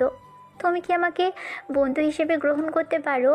আমি জানি না আমি এই বন্ধুত্বের যোগ্য কিনা, কিন্তু আমি চাই তোমার বন্ধুত্ব। ঈশান আখির দিকে তাকালো, তার চোখে কিছুক্ষণ চিন্তা দেখা গেল। আখির মনে সেই অনুতাপটা নকল বলে মনে হলো না। ঈশান মনে মনে ভাবলো, মানুষ ভুল করে আর মানুষ পরিবর্তন হয়। সে নিজেই তো একসময় অপমানিত হয়ে বদলেছে। ঈশান একটু হেসে মুখে বলে, দেখি তুমি কতটা বদলেছ। বন্ধুত্ব মুখের কথা নয় আখি, এটা বিশ্বাস আর সম্মানের ব্যাপার। তুমি সত্যি যদি অনুতপ্ত হও তাহলে তোমার পরিবর্তনই সেটা প্রমাণ করবে। ভবিষ্যতে যদি তুমি তোমার কথায় আর আচরণে সততা দেখাতে পারো তাহলে কেন নয়। আমি কাউকে ঘৃণা করি না, তবে এটা তোমার জন্য একটা পরীক্ষা। আখি স্বস্তি নিঃশ্বাস ফেললো, যেন তার বুকের ওপর থেকে একটা পাথর নেমে গেল। আমি তোমাকে হতাশ করব না ঈশান। আমি জানি এটা হয়তো অনেক দেরি হয়ে গেছে, কিন্তু আমি চেষ্টা করব তোমার বিশ্বাস অর্জন করতে। আমি তোমাকে বোঝাবো যে আমি আর সেই পুরনো আখি নেই। আমি সত্যিই বদলে যেতে চাই। আমি চাই তুমি আমাকে একজন ভালো বন্ধু হিসেবে দেখো। তারা কিছুক্ষণ চুপ করে বসলো। আখি ঈশানের দিকে তাকিয়ে তার চোখে পুরনো অভিমানের বদলে পরিপক্কতা আর স্থিতিরতা দেখলো। এভাবে আরো কিছুদিন কাটলো। লন্ডনের এক অভিজাত অ্যাপার্টমেন্টের কোণে ঈশানের ব্যক্তিগত ওয়ার্কস্পেস। মধ্যরাতে শহরের কোলাহল শান্ত হলে ঈশান উইলিয়ামসের কোম্পানির কাজের পাশাপাশি নিজের নতুন স্মার্ট আপের জন্য কাজ করতে বসলো। তার ল্যাপটপের স্ক্রিনে জটিল অ্যালগরিদম এর প্রচার। সে এআই, আর্টিফিশিয়াল ইন্টেলিজেন্স ও লজিক সিস্টেম ফিল্ডে এমন এক বিপ্লবী আইডিয়া নিয়ে কাজ করছে যা ডেলিভারি ও সাপ্লাই চেইনকে আরও স্মার্ট ও কার্যকারী করবে। তার চোখে স্বপ্নের ঝিলিক, তার মুখে দৃঢ় হাসি। শুধু উইলিয়াম স্যারের কোম্পানি নয়। ঈশান নিজের সাথে কথা বলল, তার আঙুলগুলো কিবোর্ডে দ্রুত চলছে। এবার আমার নিজের সাম্রাজ্য গড়ার পালা। এই আইডিয়াটা যদি সফল হয় তাহলে এটা পুরো লজিস্টিক ইন্ডাস্ট্রিকে বদলে দেবে। বিশ্বের বড় বড় কোম্পানিগুলো আমার এই সিস্টেম ব্যবহার করতে বাধ্য হবে। সে কিছুক্ষণ কোডিং করে থামলো, এরপর মোবাইল ফোনটা হাতে তুলে নিয়ে সেই মেয়েটিকে মেসেজ পাঠালো, যার সাথে সে প্রতিটা দুঃখ ও সুখের কথা শেয়ার করে, যার কথা শুনে তার মনটা শান্ত হয়। আজ সারা রাত আবার নতুন স্টার্টআপের একটা আইডিয়া নিয়ে কাজ করছি। এআই এবং লজিস্টিক্স নিয়ে একটা বিপ্লব কিছু করার চেষ্টা করছি। এটা সফল হলে সত্যি অসাধারণ কিছু হবে। তুমি কল্পনাও করতে পারবে না এর পটেনশিয়াল। ওয়াও, খুব এক্সাইটিং লাগছে। আমি জানতাম তুমি এমন কিছু করবে। তোমার মেধা আর পরিশ্রম তোমাকে অনেক দূর নিয়ে যাবে। এটা দারুণ খবর। তুমি যখন কিছু নিয়ে এত প্যাশনেট থাকো তখন আমাকেও সেটা ছুঁয়ে যায়। আসলে তোমার সমর্থন না থাকলে হয়তো এই সাহসটা পেতাম না। তুমি সবসময় আমার পাশে আছো, এটা আমার সবচেয়ে বড় শক্তি। আরে ধুর, আমার কি, আসল শক্তিটা তো তোমার ভেতরেই আছে। তুমি শুধু নিজেকে চিনতে পারছো। তুমি বিশ্বাস করো, আমি তোমার প্রতিটি পদক্ষেপে তোমার পাশে থাকবো, যেমনটা সবসময় ছিলাম। আর একটা কথা, আখি আমার সাথে দেখা করেছিল। সে তার অতীত আচরণের জন্য ক্ষমা চেয়েছে। আমি তাকে বন্ধুত্বের সুযোগ দিয়েছি। জানি না এটা ঠিক হলো কিনা, কিন্তু তার অনুশোচনাটা সত্যি মনে হলো। ভালো করেছো ঈশান, মানুষ বদলাতে পারে। আর তাছাড়া তুমি এখন এমন একটা জায়গায় পৌঁছেছো যেখানে পুরনো অপমানগুলো আর তোমাকে ছুঁতে পারবে না। হয়তো এই সম্পর্কটা তোমাদের দুজনের জন্যই ভালো কিছু নিয়ে আসবে। খুব ভালো কাজ হচ্ছে। তুমি তোমার স্বপ্ন পূরণের দিকে এগিয়ে যাচ্ছ। আমি তোমার জন্য প্রাউড ফিল করি। আর আখিকে মিশতে দাও। সময় হলেই তাকে তার জায়গা দেখাতে হবে। আমাদের প্ল্যানের কথা মনে আছে তো? একদম মনে আছে। মনে হয় সময়টা খুব শীঘ্রই আসছে। তুমি চালিয়ে যাও। মনে রাখবে, এক্ষেত্রে একদম ইমোশনাল হওয়া যাবে না। ঈশান মেসেজটা পড়ে তার ল্যাপটপের স্ক্রিনে তাকিয়ে হাসলো। তার চোখে এখন শুধু ভবিষ্যৎ আর স্বপ্নের ঝিলিক। তার নতুন পথ চলা, উইলিয়ামসের দেওয়ার সুযোগ এবং এই মেয়েটির দেওয়া অবিরাম সমর্থন, সব মিলিয়ে ঈশান এখন এক অপ্রতিরোধ শক্তিতে পরিণত হয়েছে। সে জানে তার সামনে আরো অনেক চ্যালেঞ্জ আছে, কিন্তু সে প্রস্তুত। দর্শক বন্ধুরা, এই মেয়েটিকে, সে কেন ঈশানের কথা জানে? গল্পের শেষে একটা বড় টুইস্ট আছে, শেষ পর্যন্ত দেখতে থাকুন। তার আগে ভিডিওটিতে লাইক করে চ্যানেলটি সাবস্ক্রাইব করে দিন এবং ভিডিওটি আপনার বন্ধুর কাছে শেয়ার করে দিন। কয়েক মাস পর লন্ডনের একটি সুবিশাল সেমিনার হল, শত শত প্রযুক্তিবিদ, বিনিয়োগকারী ও সাংবাদিকের ভিড়। মঞ্চের মাঝখানে দাঁড়িয়ে আছে ঈশান। তার আত্মবিশ্বাসী ভঙ্গি ও তীক্ষ্ণ দৃষ্টি সবার নজর কেড়েছে। তার পরনে দামি স্যুট, মুখে বিজয়ের হাসি। তার নতুন সফটওয়্যারটি, যা সে নিজের অ্যাপার্টমেন্টে শুরু করেছিল, তা দ্রুত খুব আন্তর্জাতিক বাজারে ছড়িয়ে পড়েছে। সেমিনারের প্যানেল ডিসকাশন শেষ করে এখন ঈশানের পালা তার কোম্পানির সাফল্যের গল্প তুলে ধরার। ঈশান তার বক্তব্য শুরু করলো। শুভ সন্ধ্যা উপস্থিত সুধীরবৃন্দ। কয়েক মাস আগেও হয়তো আমাদের কোম্পানিকে অনেকেই চিনতেন না, কিন্তু আজ আমি গর্বের সাথে ঘোষণা করতে চাই যে আমাদের এআই ভিত্তিক লজিস্টিক সলিউশন বিশ্বজুড়ে বিপ্লব ঘটেছে। আমরা শুধু প্রযুক্তির মাধ্যমেই সাপ্লাই চেইনকে সহজ করিনি, বরং এর কার্যকারিতা অভাবনীয়ভাবে বাড়িয়ে তুলেছি। দর্শক সারি থেকে মৃদু ফিসফিসানি শব্দ শোনা গেল। একজন দর্শক ফিসফিস করে বলে, এই তরুণ ছেলেটি তো অসাধারণ। এত অল্প বয়সে এত বড় কোম্পানি তৈরি করে ফেলেছে। ঈশান মঞ্চে রাখা বড় স্ক্রিনের দিকে ইশারা করলো। আমাদের সিস্টেমে ডেটা অ্যানালাইসিস এবং রুটিং অপটিমাইজেশনের মাধ্যমে আমরা গত কোয়ার্টারে বিশ্বব্যাপী ডেলিভারি টাইম 20% কমিয়ে এনেছি, আর অপারেটিং কস্ট 15% হ্রাস করতে সক্ষম হয়েছি। শুধু তাই নয়, পরিবেশ দূষণ কমাতেও আমাদের সিস্টেম ভূমিকা রাখছে, যা আমাদের জন্য এক বড় সাফল্য। এরপর প্রশ্নোত্তর পর্ব শুরু হলো। একজন সাংবাদিক হাত তুললেন। মিস্টার ঈশান, আপনি এত দ্রুত এই সাফল্য কিভাবে অর্জন করলেন? আপনার কি মনে হয় আপনার এই স্টার্টআপের পিছনে উইলিয়ামস এন্টারপ্রাইজের কোনো ভূমিকা ছিল? উইলিয়াম স্যার আমাকে সুযোগ দিয়েছেন, সেটা আমি অস্বীকার করব না। তার শিক্ষাই আমাকে আত্মবিশ্বাসী করেছে। কিন্তু এই স্টার্টআপের আইডিয়া এবং এর পেছনের কঠোর পরিশ্রম সম্পূর্ণ আমার। আর সাফল্যের মন্ত্র একটাই, স্বপ্ন দেখি এবং স্বপ্নকে সত্যি করার জন্য অক্লান্ত পরিশ্রম করা। আমি বিশ্বাস করি একজন মানুষের ভেতরের ইচ্ছার শক্তিই তাকে সাফল্যের চূড়ায় নিয়ে যেতে পারে। আরেকজন সাংবাদিক প্রশ্ন করলো, আপনার এই ওহানকে অনেকেই রূপকথার মতো দেখছে। আপনার ব্যক্তিগত জীবনের কোনো গল্প আছে কি যা আমাদের অনুপ্রাণিত করতে পারে? ঈশান একটু থামলো। যাক চোখে এক মুহূর্তের জন্য পুরনো স্মৃতি ছেয়ে গেল, কিন্তু সে দ্রুত নিজেকে সামলে নিল। আমার গল্পটা অনেকটা এই স্টার্টআপের মতোই, শূন্য থেকে শুরু করে প্রতিটি চ্যালেঞ্জকে সুযোগে পরিণত করার গল্প। আমি মনে করি জীবন তার নিজস্ব পরিকল্পনা নিয়ে আসে, আর সেই পরিকল্পনায় বিশ্বাস রাখলে যে কোনো বাধাই অতিক্রম করা যায়। সেমিনার শেষ হলে দর্শকরা ঈশানের দিকে এগিয়ে এসে অভিনন্দন জানালো। ঈশান বুঝলো তার পরিশ্রম ও মেধা মূল্য এখানেই দেওয়া হচ্ছে। এই সেমিনার তার আত্মবিশ্বাস বাড়িয়ে দিল। মনে হলো সে সত্যি বিশ্বের মাঝে নিজের জায়গা করে নিয়েছে। এইভাবেই কিছুদিন কাটলো। এক সন্ধ্যায় লন্ডনের এক শান্ত পার্কে ঈশান ও আঁখি বেঞ্চের পাশাপাশি বসে। গাছের পাতা মৃদু বাতাস তুলছে, অস্তগামী সূর্যের লাল আভা আকাশ রাঙিয়েছে। গত কয়েক মাসে তাদের বন্ধুত্ব গভীর হয়েছে। আঁখি প্রায়শই আর ঈশানের অফিসে আসে বা ক্যাফেতে দেখা করে। আঁখি ঈশানের দিকেই ঘুরল, তার চোখে এক ধরনের মুগ্ধতা। জানো ঈশান, তোমার পরিবর্তনটা আমাকে মুগ্ধ করেছে। তুমি যেন এক অন্য মানুষ হয়ে গেছো। আমি বুঝতে পারছি না কখন যে তোমার প্রতি আমার এই অনুভূতি তৈরি হলো। তার কণ্ঠস্বরে এক ধরনের কোমলতা। ঈশান সামনের দিকে তাকিয়েছিল, মৃদু হাসলো।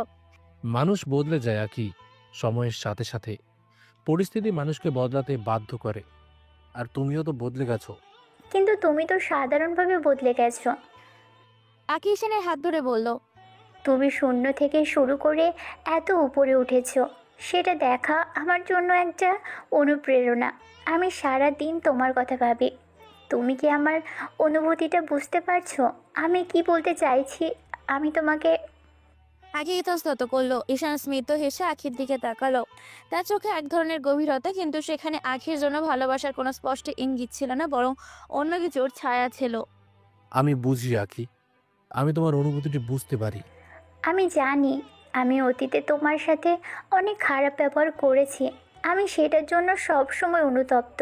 কিন্তু এখন আমি শুধুই তোমার পাশে থাকতে চাই। তুমি কি আমাকে তোমার জীবনের জায়গা দেবে? ঈশান আঁখির হাত থেকে নিজের হাতটা আলতো করে সরিয়ে নিল। দেখো আঁখি, আমরা এখন ভালো বন্ধু। এই বন্ধুত্বটা আমার জন্য খুব মূল্যবান। এই মুহূর্তে আমার জীবন জুড়ে শুধু কাজ আর স্বপ্ন পূরণের তারা। আমি জানি না ভবিষ্যতে কি হবে। তার কথায় একটা স্পষ্ট দূরত্ব ছিল। আঁখি কিছুটা হতাশ হলো। সে বুঝতে পারলো ঈশান এখন আর কোনো প্রতিশ্রুতি দিতে চাইছে না। আমি অপেক্ষা করব ঈশান, তোমার জন্য, তোমার সিদ্ধান্তের জন্য। তুমি আমার চোখে এখন একজন হিরো। আমি শুধু তোমার পাশে থাকতে চাই। ঈশান হাসলো, কিন্তু তার চোখে তখনও অন্য কিছুর ছায়া। সে মনে মনে সেই মেয়েটির কথা ভাবছিল, যে সবসময় তার পাশে ছিল, তার প্রতিটি সাফল্যে আনন্দিত হয়েছে, যার কণ্ঠস্বর যার সবচেয়ে বড় সান্ত্বনা ছিল। আখির এই অনুভূতির গভীরতা তাকে স্পর্শ করতে পারছে না। এই কথোপকথন তাদের সম্পর্কের জটিলতা আরো বাড়িয়ে তুলল। ওকে, আজকে আসি তাহলে, পরবর্তীতে আবার দেখা হবে। তোমার কথাটা আমি ভেবে দেখব। এই ঈশান কখনো মিথ্যা কথা বলে না, আর না কারোর সাথে চিটিং করে, আর না কাউকে অপমান, অবহেলা আর তুচ্ছ-তাচ্ছিল্য করে। যদি বুঝতে পারো তাহলে এটা তোমার জন্য শিক্ষা। বাই। লন্ডনে ঈশানের বিলাসবহুল অ্যাপার্টমেন্ট, চারিদিকে নীরবতা। ঈশান তার ল্যাপটপে কাজ করছে। তার স্ট্যান্ড আপের নতুন একটি প্রজেক্ট নিয়ে সে ব্যস্ত। লন্ডনে আসার পর ধীরে ধীরে 4 বছর কেটে গেছে। এই 4 বছরে ঈশান নিজেকে আমূল বদলে ফেলেছে। 1 বছর আগে একই দেশে ফিরে গেছে তার পড়াশোনা শেষ হওয়ায়।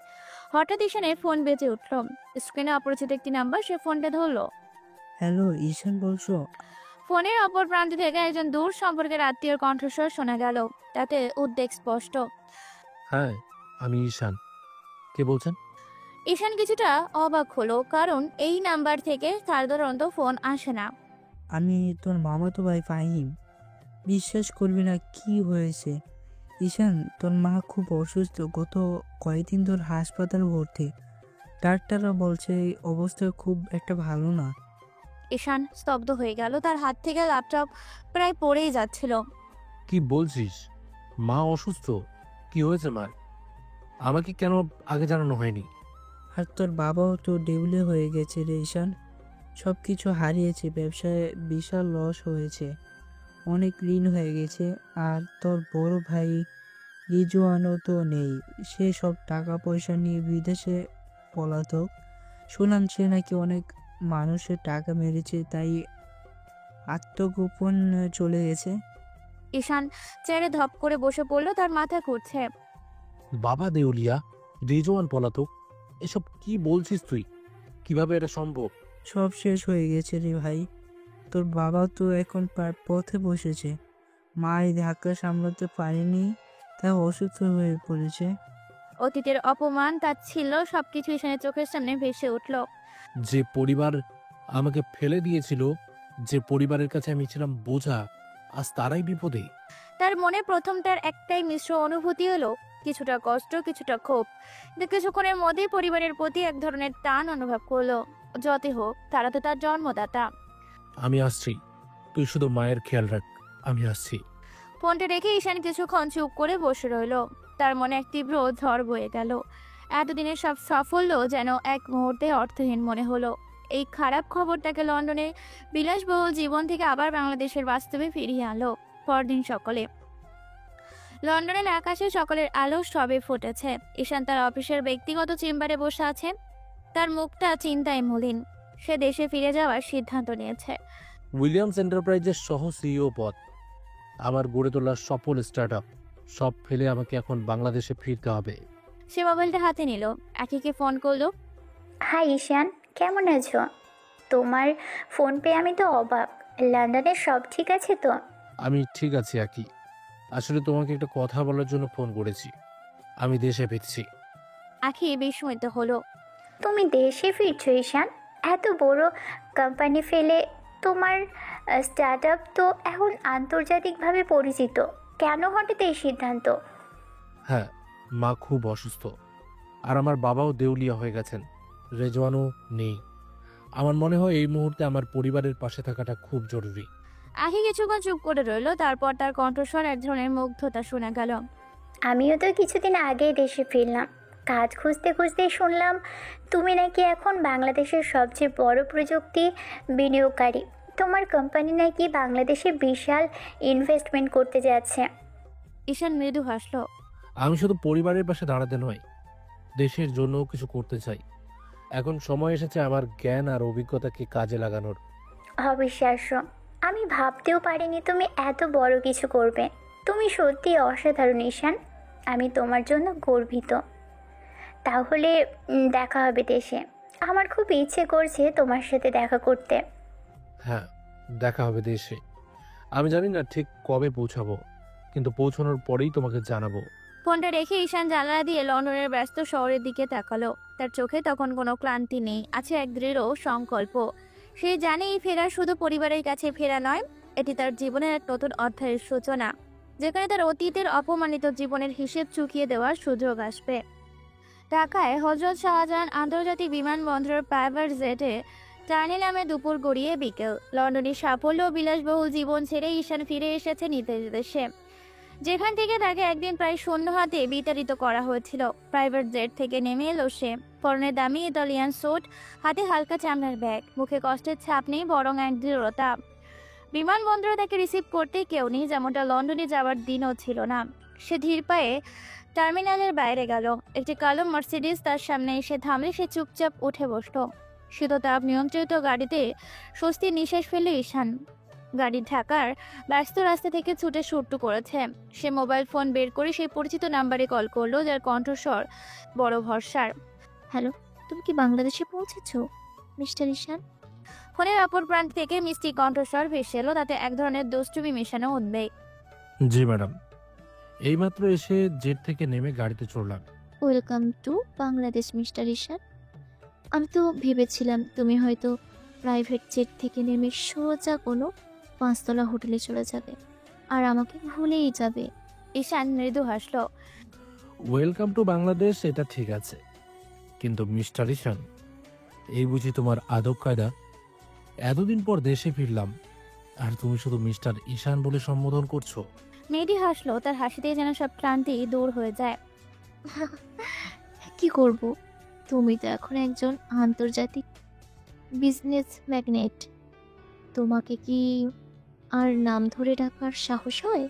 তাছাড়া তুমি তো বলেছিলে নিজেকে প্রফেশনাল দেখাতে, তাই মিস্টার শব্দটা ব্যবহার করলাম।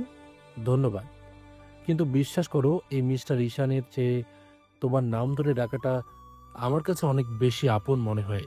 তাই নাকি? তাহলে কি বলে সম্বোধন করব বলো? আগের মতো শুধু ঈশান বলেই ডেকো। আমি এখনো তোমার সেই ঈশান হয়েই আছি, যখন প্রথম দিন তোমার সাথে পরিচিত হয়েছিলাম। তোমার অনুভূতিটা আমি বুঝতে পারছি ঈশান। 4 বছর পর নিজের মাটিতে পা রাখাটা কেমন লাগছে? নিশ্চয়ই অনেক স্মৃতি ভিড় করছে। ঈশান জানালার বাইরে তাকিয়ে আছে। স্মৃতি তো বটেই, অপমান তাচ্ছিল্য সব মনে পড়ছে। তবে এবার ফেরাটা অন্যরকম। এবার এসেছি হিসেব মেলাতে আর নতুন কিছু শুরু করতে। তোমার এই দৃঢ়তাটাই আমার সবচেয়ে ভালো লাগে। জানি তুমি সব সামলে নেবে। আমি তোমার জন্য দোয়া করছি। আর হ্যাঁ, আমি জানি তুমি কিসের জন্য ফিরছো। সব কিছুই সঠিকভাবে করো। আমি তোমার পাশে আছি। আর তুমিও রেডি থেকো, সময় কিন্তু ঘনিয়ে আসছে। ঠিক আছে, আমি প্রস্তুত। এখন বাসায় যাও, গিয়ে আঙ্কেল আন্টির খবর নাও। আর শোনো, ওনাদের ওপর কোনো প্রতিশোধ নেবে না। যতই হোক, তারা তোমার জন্মদাতা। বুঝতে পেরেছো?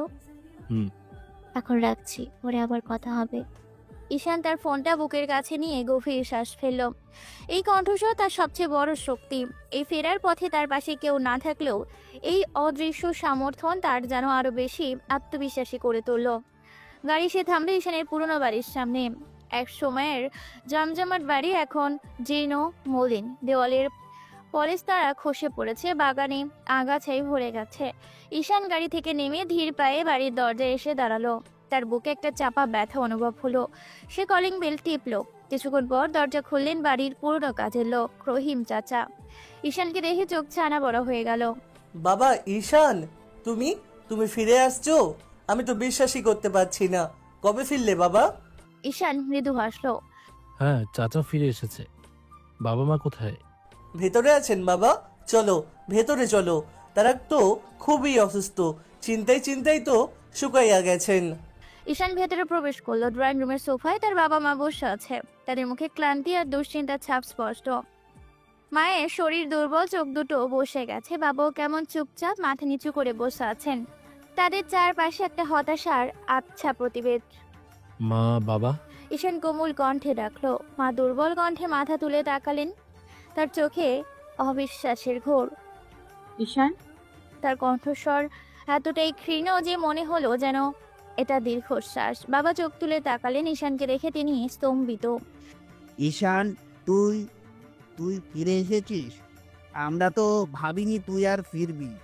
তার কণ্ঠে এক ধরনের বিস্ময়, যেন অপ্রকাশিত কোনো ভূত দেখেছেন।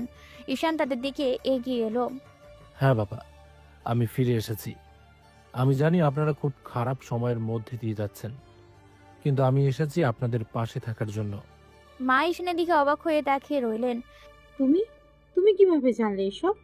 এত কষ্ট করে এসেছো। তোমার তো এখন অনেক কাজ, শুনেছি অনেক বড় হয়ে গেছো তুমি। মা, আপনারা আমার পরিবার। আপনাদের খারাপ সময় কি আমি চুপ করে বসে থাকতে পারি? ঈশান মায়ের হাত ধরলো। মায়ের হাতটা কেমন শীতল আর রোগাটে হয়ে গিয়েছে। আমি সবকিছু শুনেছি, রেজওয়ান ভাইয়ের ব্যাপারেও জেনেছি, কিন্তু আপনারা চিন্তা করবেন না, আমি সব সামলে নেব। বাবা হতাশ কণ্ঠে বললেন। সামলে নিবি মানে? সব শেষ হয়ে গেছে ঈশান। আমাদের সব কিছু চলে গেছে, ঋণের পাহাড় জমেছে। তুই কেন ফিরে এসেছিস ঈশান? আমরা তো তোকে কোনোদিনই গুরুত্ব দেইনি। মনে হয় তোকে অবহেলা করার ফল এটা। তোর সাথে কত অবিচার করেছি আমরা। সব সময় রিজওয়ানকে বেশি আদর করতাম, তোকে বেশি গুরুত্ব দিতাম, আর সেই আমাদেরকেই ধ্বংস করে দিয়ে পালিয়ে গেছে। আমাদের ক্ষমা করে দিস বাবা, তোর সাথে অবিচারের ফল আমরা ভুলে গেছি। ঈশান বাবার কাঁধে হাত রাখলো। অতীতে যা হয়েছে সেটার জন্য আমি আপনাদের দায়ী করি না, কিন্তু আমি এখন আপনাদের পাশে থাকতে চাই। আমি সব ঠিক করে দেব, আপনারা শুধু ভরসা রাখুন। তাদের মুখে তখনও অবিশ্বাসের ছাপ। এই ঈশানকে তারা চিনতে পারছে না। যে ছেলেকে তারা এতদিন বোঝা মনে করতো আজ সে তাদের সামনে এক ভরসার প্রতীক হয়ে দাঁড়িয়েছে। বাড়ির এই পুরনো পরিবেশে নতুন ঈশানের আগমন এক অদ্ভুত নীরবতা সৃষ্টি করলো। পরের দিন সকাল ঈশান একটা ব্যস্ত ব্যাংকের ভেতর প্রবেশ করলো। তার মুখে কোনো উত্তেজনা নেই, শুধু এক ধরনের স্বস্তির সংকল্প। ব্যাংকের ম্যানেজারের সাথে তার অ্যাপয়েন্টমেন্ট ছিল। মিস্টার ঈশান, স্বাগতম। ব্যাংকের ম্যানেজার হাসি মুখে ঈশানকে স্বাগতম জানালেন। আমি শুনেছিলাম আপনি এসেছেন। আপনাকে সাহায্য করতে পেরে আমি খুশি। ধন্যবাদ ম্যানেজার সাহেব। আমি আমার বাবা মায়ের সমস্ত ঋণের বিবরণী দেখতে চাই। আপনি কি নিশ্চিত স্যার? আপনার বাবার ঋণের পরিমাণটা কিন্তু অনেক। এই মুহূর্তে এটা পরিশোধ করা। আমি সেগুলো আজ পরিশোধ করে দিতে চাই। ম্যানেজার ফাইল চেক করলেন। আপনার সব ঋণ পরিশোধ হয়ে গেছে স্যার। আপনার বাবা মায়ের নাম থেকে সব ঋণ মুছে দেওয়া হয়েছে। এই নিন আপনার রসিদ। ঈশান রশিদটা হাতে নিয়ে চলে এলো। তার মুখে কোনো বাড়তি উচ্ছ্বাস নেই। তার মনে হলো এই টাকাটা আসলে তার পরিবারের কাছে দেওয়া তার অপমানগুলোর ঋণ পরিশোধ। এসব সে সরাসরি বাড়িতেই ফিরল। বাড়ির আঙিনায় মিস্ত্রিরা কাজ শুরু করে দিয়েছে। ভাঙার দেওয়াল মোটর মেরামত হচ্ছে, বাগান পরিষ্কার হচ্ছে। সে নিজের সব তদারকি করছিল। তার বাবা মা অবাক হয়ে ঈশানের এই নীরব পরিবর্তন দেখছেন। তারা তখনও ঠিক বুঝে উঠতে পারছিলেন না কি ঘটছে। বাবা বিস্মিত হয়ে বললেন, রহিম, এই যে এত মিস্ত্রি কাজ করছে, কারা পাঠিয়েছে? আর ব্যাংকের লোক ফোন করে বলল আমাদের সব ঋণ পরিশোধ হয়ে গেছে। সব ঋণ কে দিল? হ্যাঁ, আমিও তো শুনে অবাক। আমি তো ভাবতেই পারিনি এটা সম্ভব। আমাদের তো এত টাকা ছিল না। ঈশান তখন তাদের দিকে এগিয়ে এলো। তার পরনের সাধারণ পোশাক, যেন সে নিজের একজন শ্রমিক। তোমাদের সব ঋণ পরিশোধ হয়ে গেছে বাবা, আর এই বাড়িটাও ঠিকঠাক করে দিচ্ছি। মা অসুস্থ শরীর নিয়ে উঠে দাঁড়ানোর চেষ্টা করলেন। ঈশান, তুই এত টাকা কোথায় পেলি? এটা করার কি দরকার ছিল? তোর সাথে আমরা তো অনেক অন্যায় করেছি। তার চোখে বিস্ময় আর প্রশ্ন। ঈশান মায়ের হাত ধরল। এটা আমার কর্তব্য মা। আপনাদের ছেলে তো, আপনাদের দায়িত্ব তো আমি নেব। আমি জানি অতীতের অনেক কিছু ঘটেছে, কিন্তু এখন সেসব নিয়ে ভাবার সময় নেই। আপনাদের সুস্থ থাকাটা এখন সবচেয়ে জরুরি। বাবা ঈশানের দিকে তাকিয়ে রইলেন। তার চোখে দিয়ে পানি গড়িয়ে পড়ল। কিন্তু তুই তো কখনো। তিনি আর কিছু বলতে পারলেন না। ঈশান মৃদু হাসল শুধু। সে নিজের অবস্থান নিয়ে একটিবারও গর্ববোধ করল না। তার এই নীরব সাহায্য, এই নীরব পরিবর্তন তাদের হৃদয়ে গভীর দাগ কাটল। তারা বুঝতে পারলেন তাদের এই অবহেলিত ছেলেটা আজ তাদের সবচেয়ে বড় ভরসা হয়ে ফিরে এসেছে। দিনের আলোর ম্যান হয়ে এসেছে। ঈশানের বাড়ির সামনে তখন মিস্ত্রিরা কাজ করছে। ঋতুর কাজ প্রায় শেষের দিকে। আখি নিজে ঈশানের সাথে দেখা করতে আসে। আখির এক হাতে একটা জরবাস হাতে নিয়ে গেটের সামনে দাঁড়িয়েছে। আখি গেট দিয়ে ভেতরে ঢুকলো। ঈশান তখন মিস্ত্রিদের সাথে কথা বলছে। তাকে দেখে ঈশানের চোখ দুটো উজ্জ্বল হয়ে উঠল, কিন্তু সে কখনো কথা বলল না। ঈশান, তুমি তো সব বদলে দিয়েছ। এই বাড়িটা চিনতেই পারছি না। আর তোমার পরিবারের কথাও শুনলাম। তুমি যা করেছো তা অবিশ্বাস্য। তার কণ্ঠে স্পষ্ট প্রশংসা এবং মুগ্ধতা। যা হওয়ার ছিল সেটাই হয়েছে আখি। আমি শুধু আমার দায়িত্ব পালন করেছি। এই বাড়িটা তো আমার পুরনো স্মৃতি, এটাকে তো ঠিক করতেই হবে। আখি ঈশানের দিকে এক পা এগিয়ে এলো। তার চোখে ঈশানের প্রতি গভীর শ্রদ্ধা ও ভালোবাসা। তোমার মতো মানুষ আমি দেখিনি ঈশান। যখন তুমি কিছু ছিলে না তখন আমরা তোমাকে তাচ্ছিল্য করেছি। আর আজ যখন তুমি এত কিছু করেছো তখনও তোমার মধ্যে কোনো অহংকার নেই। আমার পরিবারও তোমার প্রশংসা করছে। আমার বাবা কাল বলেছিলেন তুমি নাকি দেশের সবচেয়ে বড় ইনভেস্টর। ঈশান হাসলো।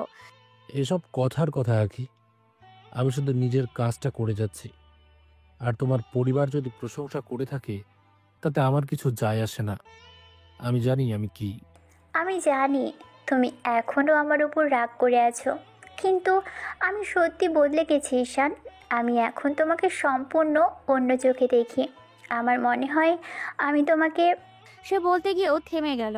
ঈশান আখির দিকে তাকালো। তার চোখে এক ধরনের বিষাদ দেখা দিল। আখি, এখন এসব কথা বলার সময় নয়। আমার পরিবারকে গোছানো আর আমার কাজ, এই মুহূর্তে এটাই আমার প্রধান লক্ষ্য। আখি হতাশ হলো। সে বুঝতে পারলো ঈশান তার কাছ থেকে নিজেকে দূরে সরিয়ে রাখছে। আমি বুঝতে পারছি কিন্তু আমি তোমার পাশে থাকতে চাই ঈশান, বন্ধু হিসেবে। তোমার এই নতুন যাত্রায় আমি তোমার সঙ্গী হতে চাই। ঈশান মৃদু হাসল। দেখি আকি সবাই সবকিছুর উত্তর দেবে। আখি আর কিছু বলতে পারলো না। সে বুঝতে পারলো ঈশানকে জয় করা এত সহজ হবে না, কিন্তু সে হাল ছাড়তে রাজি নয়। ঈশানের বাড়ির সামনে দাঁড়িয়ে আখি অনুভব করলে ঈশানের এই প্রত্যাবর্তন শুধু তার পরিবারের জন্য নয়, আখির জীবনের জন্য এক নতুন দিগন্ত খুলে দিয়েছে। সে জানতো তাদের গল্প সবে শুরু। 2 দিন পর রাত গভীর হয়েছে। ঈশানের শোবার ঘরে আচ্ছা আলো, ল্যাপটপে কাজ করতে করতে ঈশান হঠাৎ মায়ের পায়ের শব্দ শুনতে পেল। মা ধীরে ধীরে ঘরে প্রবেশ করলেন। গত 2 দিন ঈশানের যত্নে ও ডাক্তারের চিকিৎসায় তিনি অনেকটাই সুস্থ হয়ে উঠেছেন। মায়ের চোখে মুখে এক ধরনের বিষণ্ণতা আর অনুশোচনা স্পষ্ট। মা ঈশানের বিছানায় একপাশে বসলেন, তার কণ্ঠস্বর ভাঙা। মা কাঁদতে কাঁদতে বললেন, তার হাত কাঁপছিল। ঈশান, বাবা, আমরা তোকে চিনতেই পারিনি রে বাবা। কত অবহেলা করেছি, কত কষ্ট দিয়েছি তোকে। তোর মতো একটা ছেলেকে আমরা কোনো দিন মূল্য দিইনি। ক্ষমা করে দে বাবা, আমাদের ক্ষমা করে দে। ঈশান ল্যাপটপ বন্ধ করে মায়ের দিকে ফিরল। সে মায়ের হাত ধরল। মায়ের হাতটা তখনও কিছুটা শীতল। মা, আমি সব চিনে গেছি। আপনারা হয়তো আমাকে চিনতে পারেননি, কিন্তু আমি আপনাদের ভুলে যাইনি। আপনারা আমার জন্মদাতা, আমার পরিবার। আপনাদের কষ্টে আমিও কষ্ট পাই। মা ঈশানের নিজের 2 হাতে জড়িয়ে ধরলেন। তার চোখ দিয়ে অনবরত জল গড়িয়ে পড়ছে।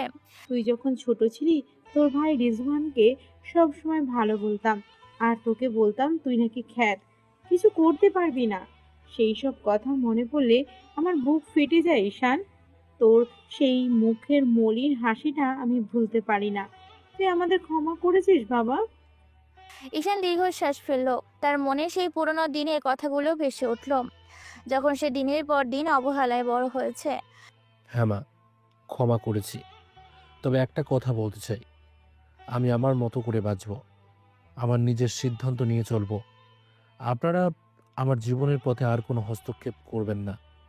আমার পথ আমি নিজেই তৈরি করব। মা ঈশানের দিকে বিস্ময় ভরা চোখে তাকালেন। তুই যা ভালো মনে করিস বাবা। এখন তোকে বলার মতো কোনো যোগ্যতাই আমাদের নেই। তুই যেভাবে আমাদের পাশে দাঁড়িয়েছিস, এই মুহূর্তে তোর চেয়ে আপন আর কেউ নেই। আমরা শুধু চাই তুই ভালো থাকিস। তোর সুখই এখন আমাদের একমাত্র চাওয়া। আমি জানি মা, কিন্তু আপনারা শুধু একটা জিনিস মনে রাখবেন, আমি যা করি তা আমার নিজের জন্যই করি। আপনাদের ভালো রাখার চেষ্টা হয়তো করব, কিন্তু তার মানে এই নয় যে আপনারা আমার সিদ্ধান্তগুলোতে প্রভাব বিস্তার করতে পারবেন। আপনাদের দেওয়া কষ্ট আমার মনে চিরকাল থেকে যাবে, কিন্তু তাই বলে যে আমি আপনাদেরকে ফেলে দেব, এটা কখনো কল্পনাতেও আনবেন না। কারণ আমিও যদি আপনাদের ওপর প্রতিশোধ নিই, তাহলে আপনার আমার মাঝে পার্থক্য থাকবে না। আমি আপনাদেরকে কোনোদিনও কষ্ট দিতে পারবো না, এটা আল্লাহ সহ্য করবেন না। তাই যেভাবে চলছে সেভাবেই চলতে দিন।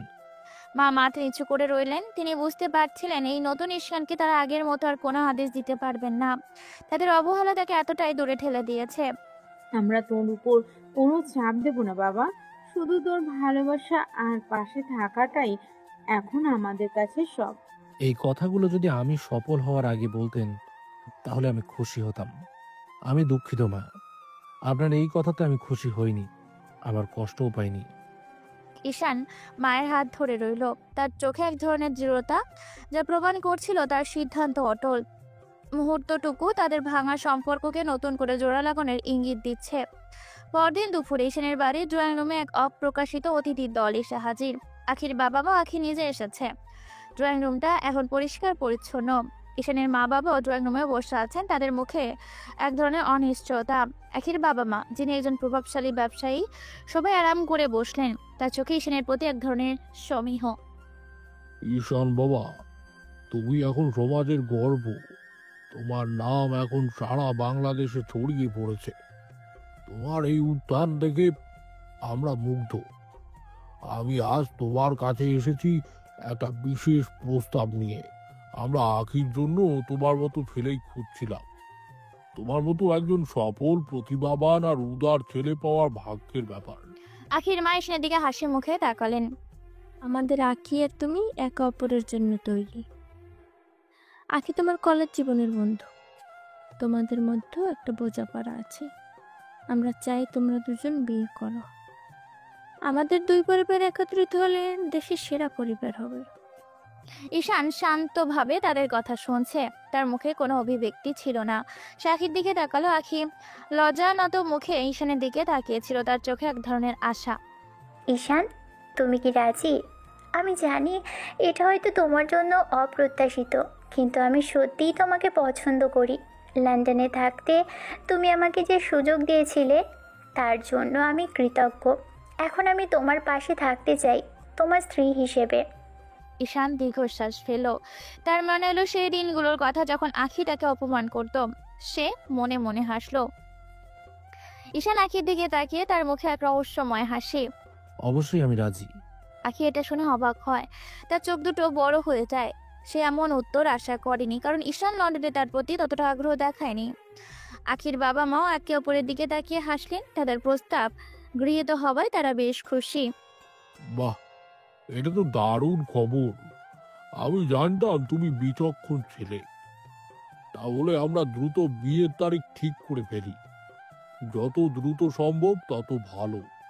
ঈশানের বাবা মা বিস্মিত হয়ে একে অপরের দিকে তাকালেন। তাদের ছেলে, যাকে তারা এতদিন পথের ভিখারি ভেবেছিলেন, আজ দেশের সবচেয়ে প্রভাবশালী পরিবারের কাছ থেকে বিয়ের প্রস্তাব পাচ্ছে। তাদের মুখে তখন অবিশ্বাসের ছাপ। ঈশান, তুই রাজি হলি এত তাড়াতাড়ি? ঈশান মায়ের দিকে তাকিয়ে মৃদু হাসল। মা, আমি আমার সিদ্ধান্তগুলো এখন নিজেই নিই, আর আমার মনে হয়েছে এটাই সঠিক সিদ্ধান্ত। ঠিক বলেছি ঈশান, আখি তোমার জন্য উপযুক্ত। আমাদের মেয়ে তোমাকে সুখেই রাখবে। আখি তোমাকে খুব ভালোবাসে। সে লন্ডন থেকে ফেরার পর থেকে আমার আর তার বাবার পিছনে পড়ে আছে। আমরা এর আগে অন্য জায়গায় বিয়ের কথা বলেছিলাম, কিন্তু তার একটাই কথা, ঈশানকে ছাড়া সে আর কাউকে বিয়ে করবে না। তাই তুমি দেশে ফেরার কথা শুনে সে আরও পাগল হয়ে গিয়েছে, যেন খুব তাড়াতাড়ি তোমাকে নিজের করে নিতে পারে।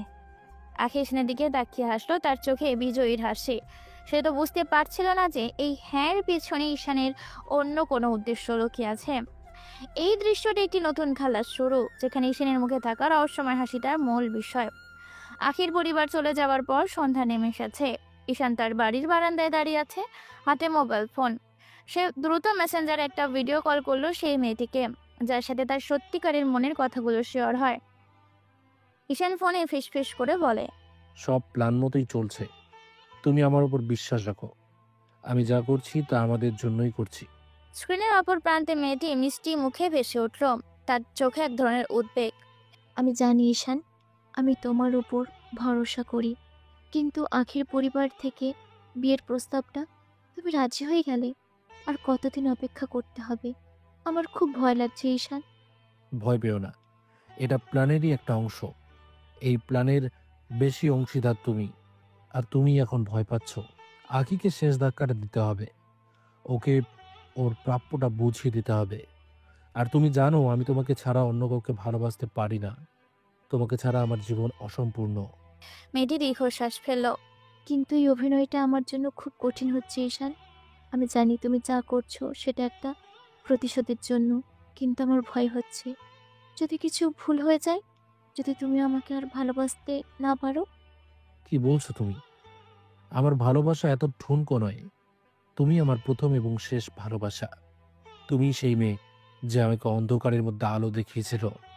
তুমি ছিলে আমার একমাত্র ভরসা যখন সবাই আমাকে ঘৃণা করত। তোমার কথাগুলোই আমাকে বাঁচতে শিখিয়েছিল। তুমি আমার সব কিছু। তুমি কি ভুলে গেছো আমরা কলেজের সেই দিনগুলোতে কিভাবে একজন আরেকজনকে ভালোবাসতে শুরু করেছিলাম? মেয়েটি মিষ্টি হাসিদার, যার চোখে জলের রেখা। না, আমি ভুলিনি ঈশান। সেই দিনগুলো আমার কাছে খুব প্রিয়, যখন তুমি আমার টিফিন চুরি করে খেতে আর আমি রাগ করতাম, যখন লাইব্রেরির শেষ বেঞ্চে বসে আমরা স্বপ্ন দেখতাম। আমি শুধু চাই সব কিছু দ্রুত শেষ হোক আর আমরা আমাদের জীবনটা শুরু করি। খুব শীঘ্রই সেই স্বপ্ন পূরণ হতে চলেছে। আখিকে ওর প্রাপ্যটা বুঝিয়ে দেওয়ার মতো আমাদের পথ সহজ হবে। তুমি তৈরি তো? আমার এই মিশনে তুমি আমার সঙ্গী হবে তো? আমি তৈরি ঈশান, তোমার জন্য আমি সব কিছু করতে পারি। তুমি যা বলবে তাই হবে, শুধু তুমি পাশে থেকো। আমি সবসময় তোমার পাশে থাকবো। এখন ফোন রাখছি, সাবধানে থেকো। আর আমার উপর বিশ্বাস রেখো। ফোন রেখে ঈশান বারান্দায় দাঁড়ায়, তার মুখে তখন সেই রহস্যময় হাসি। মেয়েটার সাথে এই অধপতন তাকে এক নতুন শক্তি জোগালো। তার মনে হলো আঁকিকে শুধু প্রতিশোধ নয়, বরং এক কঠিন সত্যর মুখোমুখি করতে হবে। কয়েকদিনের মধ্যে শহরে এক বিশাল ইভেন্ট হল। ঈশান ও আখির বিয়ের তোড়জোড় শুরু হয়েছে। হল জুড়ে চলছে জমকালো প্রস্তুতি। ডিজাইনরা কাজ করছে, আলোর কারিগররা ফোকাস লাইট সেট করছে, আর ফুলের সুবাসে ভরে গেছে পুরো এলাকা। তার পাশে এক উৎসবের আমেজ। আখির পরিবার এই বিয়েকে স্বর্গীয় করে রাখতে যে কোনো কমতি রাখছে না। আখি নিজেও হল তাগরতি করছিল, তার চোখে মুখে উচ্ছ্বাস। সে ঈশানের কাছে ছুটে এলো। ঈশান তখন একজন ডেকোরেশন স্টাফের সাথে কথা বলছে। ঈশান, সব কেমন লাগছে? আমার কি কিছু পরিবর্তন করা উচিত? তোমার পছন্দ হচ্ছে তো? তার কণ্ঠে এক ধরনের উত্তেজনা। আমি চাই আমাদের বিয়েটা যেন সবার মনে থাকে। এই শহরে এমন বিয়ে যেন কেউ আর না দেখে। ঈশান শান্তভাবে তাকালো আখির দিকে। তার চোখে অন্য এক ঝলক, যা আখি হয়তো বুঝতে পারছে না। ভালোই, তোমার পছন্দ হলে তো হলোই। আমি এসবের খুব একটা বুঝি না। আখি ঈশানের হাত ধরল। ঈশান, তুমি জানো না আমার কতটা স্বপ্ন ছিল। আমার স্বপ্ন সত্যি হচ্ছে। তোমার মতো একজন মানুষকে স্বামী হিসেবে পাবো, এটা আমি কখনো ভাবিনি। ঈশান মৃদু হাসল। তোমার স্বপ্ন সত্যি হচ্ছে আখি, নাকি আমার প্রতিশোধের প্রথম ধাপ? তার মনে মনে কথাগুলো যেন প্রতিধ্বনিত হলো, কিন্তু মুখে তা প্রকাশ পেল না। আমি খুব ভাগ্যবতী, তোমাকে পেয়েছি। আমার মা বাবা তো তোমাকে পেয়ে খুব খুশি। তারা ভাবতেও পারেননি তুমি এত বড় হবে। হ্যাঁ, তারা তো অনেক কিছুই ভাবেননি। জীবন মানুষকে অনেক কিছু শেখায় আখি। তুমি একটু হাসো না কেন ঈশান? এত সিরিয়াস কেন থাকো? এটা তো আমাদের বিয়ের দিন, আমাদের জীবনের সবচেয়ে বড় দিন। আমি তো হাসছি আখি, তুমি হয়তো বুঝতে পারছো না। ঈশান রহস্যময় হাসি আখির চোখে ধরা পড়ল না। সে তাকে নাজুক ভাবলো। বিয়ের প্রস্তুতি চলতে লাগলো। আখি বুনছে স্বপ্নের চাল, আর ঈশান চালছে প্রতিশোধের চাল। জমকালো আয়োজনের পেছনে লুকিয়ে আছে গভীর নাটকায়িকতা। বিয়ের দিন ইভেন্ট হলটি রাজকীয় সাজে সজ্জিত, হাতে হাজার হাজার অতিথিদের মুখরিত, ঝলমলে আলোয় আলোকিত, ফুলের সুবাসে ভরপুর। মণ্ডপের মাঝখানে ঈশান ও আখি বসে, তাদের ঘিরে পরিবার। আখির মুখে ঝলছে ঝলমলে হাসি, তার চোখে স্বপ্নের আবেশ। সে যেন পৃথিবীর সবচেয়ে সুখী নারী। ঈশান শান্ত, মুখে উচ্ছ্বাস নেই, তবে চোখের গভীরে রহস্যময় ঝলক। কাজী সাহেব তাদের সামনে বসে বিয়ের প্রক্রিয়া শুরু করার জন্য প্রস্তুত হয়ে উপস্থিত। সবাই একবার দেখে নিলেন। উপস্থিত সুধীজন, আমরা আজ এই পূর্ণ লগ্নে নবাব ঈশান আহমেদ এবং কুমারী আকি রহমানের শুভ বিবাহ সম্পূর্ণ করতে একিত্ব হয়েছি। এখন আমি পাত্রপাত্রীর সম্মতি জানতে চাইব। কাজী প্রথমে আখির দিকে তাকিয়ে প্রশ্ন করলেন, আকি রহমান, আপনি কি এই বিবাহে আপনার সম্পূর্ণ ও স্বেচ্ছায় সম্মতি যাপন করছেন? আখি ঈশানের দিকে হাসি মুখে তাকিয়ে থাকে, তার স্পষ্ট আনন্দ স্বর কণ্ঠে। কবুল, আমি এই বিবাহে সম্পূর্ণ স্বেচ্ছায় সম্মতি জ্ঞাপন করি। তার কণ্ঠে আনন্দের ঝংকার। এবার কাজী ঈশানের দিকে ঘুরলেন। অতিথিদের শ্বাসরুদ্ধকর নীরবতা, সবার চোখ ঈশানের দিকে। ঈশান একটু থামে, একটা দীর্ঘশ্বাস যেন তার বুক থেকে বেরিয়ে এলো। তার চোখে একবার আখির দিকে গেল, তারপর সে স্বভাব স্থূল তাকিয়ে রইল। তার মুখে এক ধরনের দৃঢ় ফুটে উঠল। এই নীরবতা যেন এক মুহূর্তে যেন পুরো হলকে নিস্তব্ধ করে দিল। সবাই উৎকণ্ঠিত। ঈশান নিশ্চুপ হয়ে আছে। কাজী সাহেব ঈশানের দিকে তাকিয়ে একটু অবাক হলেন। অতিথিরা একে অপরের দিকে তাকাতে লাগলেন, তাদের চোখে প্রশ্ন। আখির মুখের হাসিটা একটু মিলিয়ে গেল, তার চোখে প্রশ্নবোধক চিহ্ন। সে ঈশানের দিকে তাকালো, যেন কিছু একটা বুঝতে চেষ্টা করছে। এই নীরবতা, এই অস্বস্তিকর পরিবেশ তৈরি করলো। ঈশানের নীরবতা যখন পুরো আসরকে গ্রাস করছে, ঠিক তখনই হলের পেছনের গেট দিয়ে এক ঝলক দৃশ্য সবার নজরে কাড়ল। দরজার সামনে একজন তরুণী বউয়ের সাজে দাঁড়িয়ে আছে। তার পরনে লাল বেনারসি, হাতে চুড়ি, মুখে হালকা বিয়ের সাজ। সবার চোখ তার দিকে গেল। সবাই অবাক, কেই মেয়ে? সে ধীর পায়ে স্টেজের দিকে এগিয়ে আসছে। তার চোখের দৃঢ়তা, মুখে এক ধরনের সংকল্প। সে আর কেউ নয়, আখির বান্ধবী জিনিয়া। পুরো গল্প জুড়ে ঈশান যার সাথে মেসেঞ্জারে কথা বলতো, সেই মেয়েটি। ঈশানের সবচেয়ে প্রিয় মানুষ, যার সাথে তার প্রতিটি সুখ দুঃখ শেয়ার হয়েছে। আখি তাকে দেখে বিস্ময়িত হলো। তার মুখের হাসিটা পুরোপুরি মিলিয়ে গেল। সে ঈশানের দিকে তাকালো, তারপর আবার জিনিয়ার দিকে। আখি অবাক হয়ে প্রায় ফিসফিস করে বলে, জিনিয়া, তুই এখানে কি করছিস? কি জন্য এসেছিস এখানে? তার কণ্ঠে একটা চাপা ক্রোধ। জিনিয়া সোজা স্টেজের দিকে এগিয়ে এলো, তার চোখ সরাসরি আখির দিকে। শিশিনের পাশে এসে দাঁড়ালো। জিনিয়া ঠান্ডা গলায় স্পষ্ট উচ্চারণে বলে, আমি এখানে কি করছি? আরে এখানে তো আমারই থাকার কথা। তুই কি মনে করিস ঈশান তোকে ভালোবাসে? তুই কি সত্যি ভাবিস এই বিয়েটা হয়েছে? তুই একটা বোকা। বিয়ের আসনে পিন পতন নীরবতা নেমে এলো। অতিথিরা একে অপরের দিকে তাকাতে লাগলো, তাদের চোখে বিস্ময় আর কৌতূহল। ফিসফিস শব্দগুলো যেন আরো জোরালো হয়ে উঠল। এক অতিথি ফিসফিস করে বলে, এ কি হচ্ছে? মেয়েটা কে? কিসের নাটক চলছে এখানে? আখির বাবা মা বিস্মিত হয়ে জিনিয়ার দিকে তাকালেন। তাদের মুখে এক অপ্রস্তুত ভাব। ঈশানের বাবা মাও অবাক, কাজী সাহেব স্তম্ভিত। আখির আগে লাল হয়ে উঠেছে। জিনিয়া, তোর সাহস হয় কি করে আমার বিয়ের দিনে এসে নাটক করার? তুই কেন ঈশানের পাশে দাঁড়িয়ে আছিস? তোর কি চাই? সর এখান থেকে। জিনিয়া হাসলো, তার হাসিটা যেন এক গভীর অর্থ বহন করছে। সে ঈশানের দিকে একবার তাকালো। ঈশান শান্তভাবে জিনিয়ার দিকে তাকিয়েছিল, তার চোখে কোনো বিস্ময় বা প্রতিবাদ নেই। কি? আমি সরব? সরে যাবি তো তুই। তুই ভাবলি কি করে যে ঈশান তোর প্রেমিক?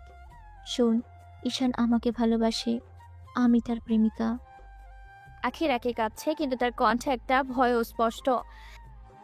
জিনিয়া, তোর সাহস হয় কি করে আমার বিয়ের দিনে এসে এসব কথা বলার? তুই ঈশানের প্রেমিকা? হাসালি, মিথ্যা কথা বলছিস কেন? এক্ষুনি এখান থেকে চলে যা। যিনি আখির দিকে সরাসরি তাকালো, তার চোখে কোনো দ্বিধা নেই। আমি মিথ্যে বলছি? তুই নাকি ঈশানের প্রেমিকা? আখি, তুই কি ভুলে গেছিস কিভাবে তুই ঈশানকে বছরের পর বছর ধরে অপমান করেছিলি? কিভাবে তাকে কলেজ ক্যান্টিনে খাবার চুরি করার অপবাদ দিয়েছিলি? কিভাবে তার চেহারা, তার পোশাক নিয়ে হাসাহাসি করেছিলি? যখন ঈশান অসুস্থ ছিল তখন তুই তাকে একটাও সহানুভূতি দেখাসনি। আর এখন সে বড়লোক হয়ে গেছে, বিখ্যাত হয়ে গেছে বলে তুই তার প্রেমে পড়েছিস, তাকে বিয়ে করতে চাচ্ছিস। আখির মুখ ফ্যাকাশে হয়ে গেল, তার চোখে বিস্ময় আর অপমান। সে ঈশানের দিকে তাকালো। ঈশান, জিনিয়া মিথ্যা কথা বলছে তাই না? ওকে থামাও, ও কি বলছে এসব? জিনিয়া হাসলো, তার হাসিটা যেন আখির দিকে ছুঁড়ে মারা একটা তীর।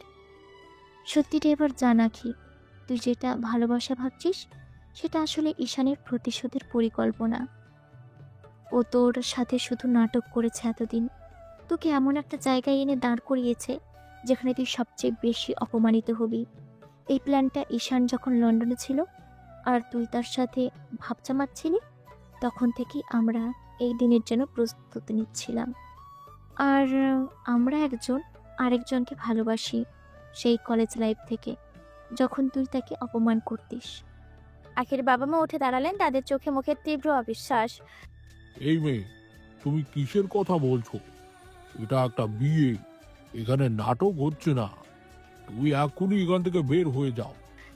জিনিয়ার আখির বাবার দিকে ফিরলেন। আপনার মেয়ে যখন ঈশানকে দিনের পর দিন অপমান করত তখন আপনারা কোথায় ছিলেন? ঈশানকে যখন সে খ্যাত গরিব বলে রাখত তখন আপনারা কিছু বলেননি কেন?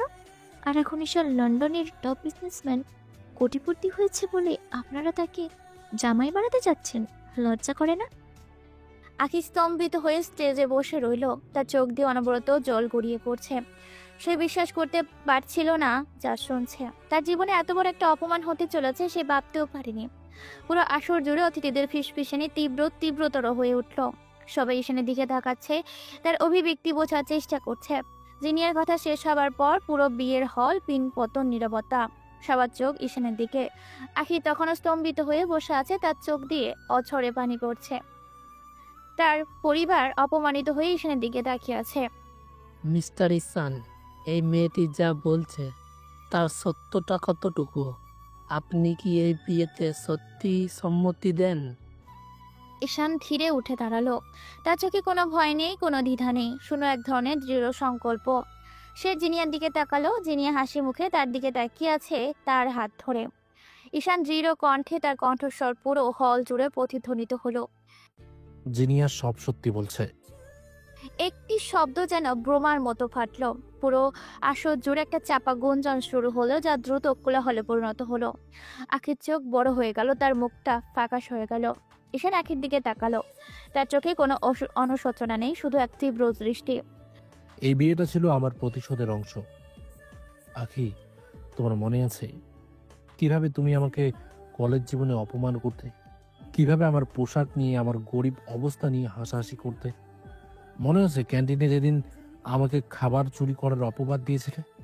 সেই দিনটির কথা আমি কোনোদিনও ভুলিনি। এই অপমানই ছিল আমার শক্তি, সেই অপমানই আজ তোমাদের লজ্জা। আখি কণ্ঠ ভেজা কণ্ঠে বলে, বিশ্বাস করতে না পেরে। ঈশান, তুমি তুমি আমার সাথে এমন করতে পারলা? তুমি আমার অনুভূতি নিয়ে খেলা করলা? তার মুখটা ব্যথায় উখড়ে গেল। ঈশান আখির দিকে তাকিয়ে মাথা নাড়ল। তোমার কোনো অনুভূতি ছিল না আখি, তোমার কাছে শুধু টাকা আর স্ট্র্যাটেজি সবকিছু ছিল। যেদিন আমি দরিদ্র ছিলাম সেদিন তুমি আমাকে লাথি মেরেছ, আর আজ আমি যখন সফল তখন তুমি আমাকে বিয়ে করতে এসেছো। আমি তোমাকে সেটাই ফেরত দিলাম যা তুমি আমাকে দিয়েছিলে, অপমান। আর এখন তুমি যেই ভালোবাসার কথা বলছো সেটা ভালোবাসা নয়, লোভ।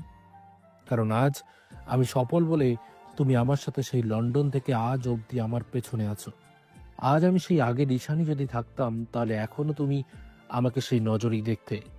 আর এই জিনিয়া একটি মেয়ে যে কিনা নিঃস্বার্থভাবে আমার পাশে থেকেছে, সবসময় আমার খবর রেখেছে। যখন আমি গরিব ছিলাম তখনও কোনোদিন মেয়েটা বলেনি যে আমি কিছু করতে পারবো না, বরং আমাকে সাহস দিয়েছে সব সময়। আখির বাবা মা দৌড়ে স্টেজের দিকে আসলেন। আখির বাবা আর আগে লাল হয়ে গিয়েছে। ঈশান, তোর এত বড় সাহস! তুই আমাদের মেয়ের সাথে এমন জঘন্য কাজ করলি? তুই ভেবেছিস তোর এই নোংরা নাটক আমরা মেনে নেব? ঈশানের বাবা মা স্তম্ভিত হয়ে একে অপরের দিকে তাকিয়ে রইলেন। এই কি শুনছি, আমাদের ছেলে এমন কাজ করেছে?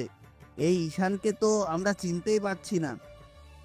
তাদের মুখে তখন অবিশ্বাসের ছাপ। আখি আর সহ্য করতে পারলো না, তার চোখে অন্ধকার নেমে এলো। সে চিৎকার করে কিছু বলার চেষ্টা করলো, কিন্তু তার কণ্ঠ যেন কোনো শব্দ বের হলো না। তার মুখটা নীল হয়ে গেল, সে জ্ঞান হারালো, স্টেজে থপ করে লুটিয়ে পড়ল। আখির বাবা মা দ্রুত আখির দিকে ছুটে গেলেন, তাকে ধরে তোলার চেষ্টা করলেন। জিনিয়া ঈশানের হাত ধরলো। ঈশান জিনিয়ার দিকে তাকিয়ে হাসলো। এই জয় ছিল তাদের দুজনের। পুরো হজরে তখন বিশৃঙ্খল পরিবেশ। কিছু অতিথি দ্রুত আখির দিকে ছুটে গেল, কেউ বা ফিসফিস করে কথা বলছে, কেউ বা ঈশানের এই কাজের সমালোচনা করছে, কিন্তু ঈশানের মুখে এক ধরনের বিজয়ের হাসি, যা তার দীর্ঘদিনের প্রতিশোধের সমাপ্তি ঘোষণা করেছিল। আখি জ্ঞান হারানোর পর তার বাবা মা এবং কয়েকজন আত্মীয় তাকে টেনে স্টেজ থেকে বের করে নিয়ে যাচ্ছিলেন। আখির বাবা রাগে কাঁপছিলেন, রাগে তার লাল হয়ে চিৎকার করে বললেন, চলো আখি, এখানে আর এক মুহূর্ত নয়। এই অপমান আমি জীবনেও ভুলবো না। ঈশান, তোর এর ফল ভোগ করতে হবে। এর শেষ ডেকে ছাড়বো। আখিকে স্ট্রেচারে করে বাইরে নিয়ে যাওয়া হলো। স্টেজে উত্তেজনা ধীরে ধীরে কমে আসে। কিছু অতিথি তখনও ফিসফিস করছে, কেউ বা চলে যাচ্ছে, আবার কেউ বা কৌতূহল নিয়ে তাকিয়ে আছে। ঈশান শান্তভাবে স্টেজের মাঝখানে দাঁড়িয়ে আছে, তার মুখে কোনো রাগ নেই, শুধু এক ধরনের তৃপ্তি।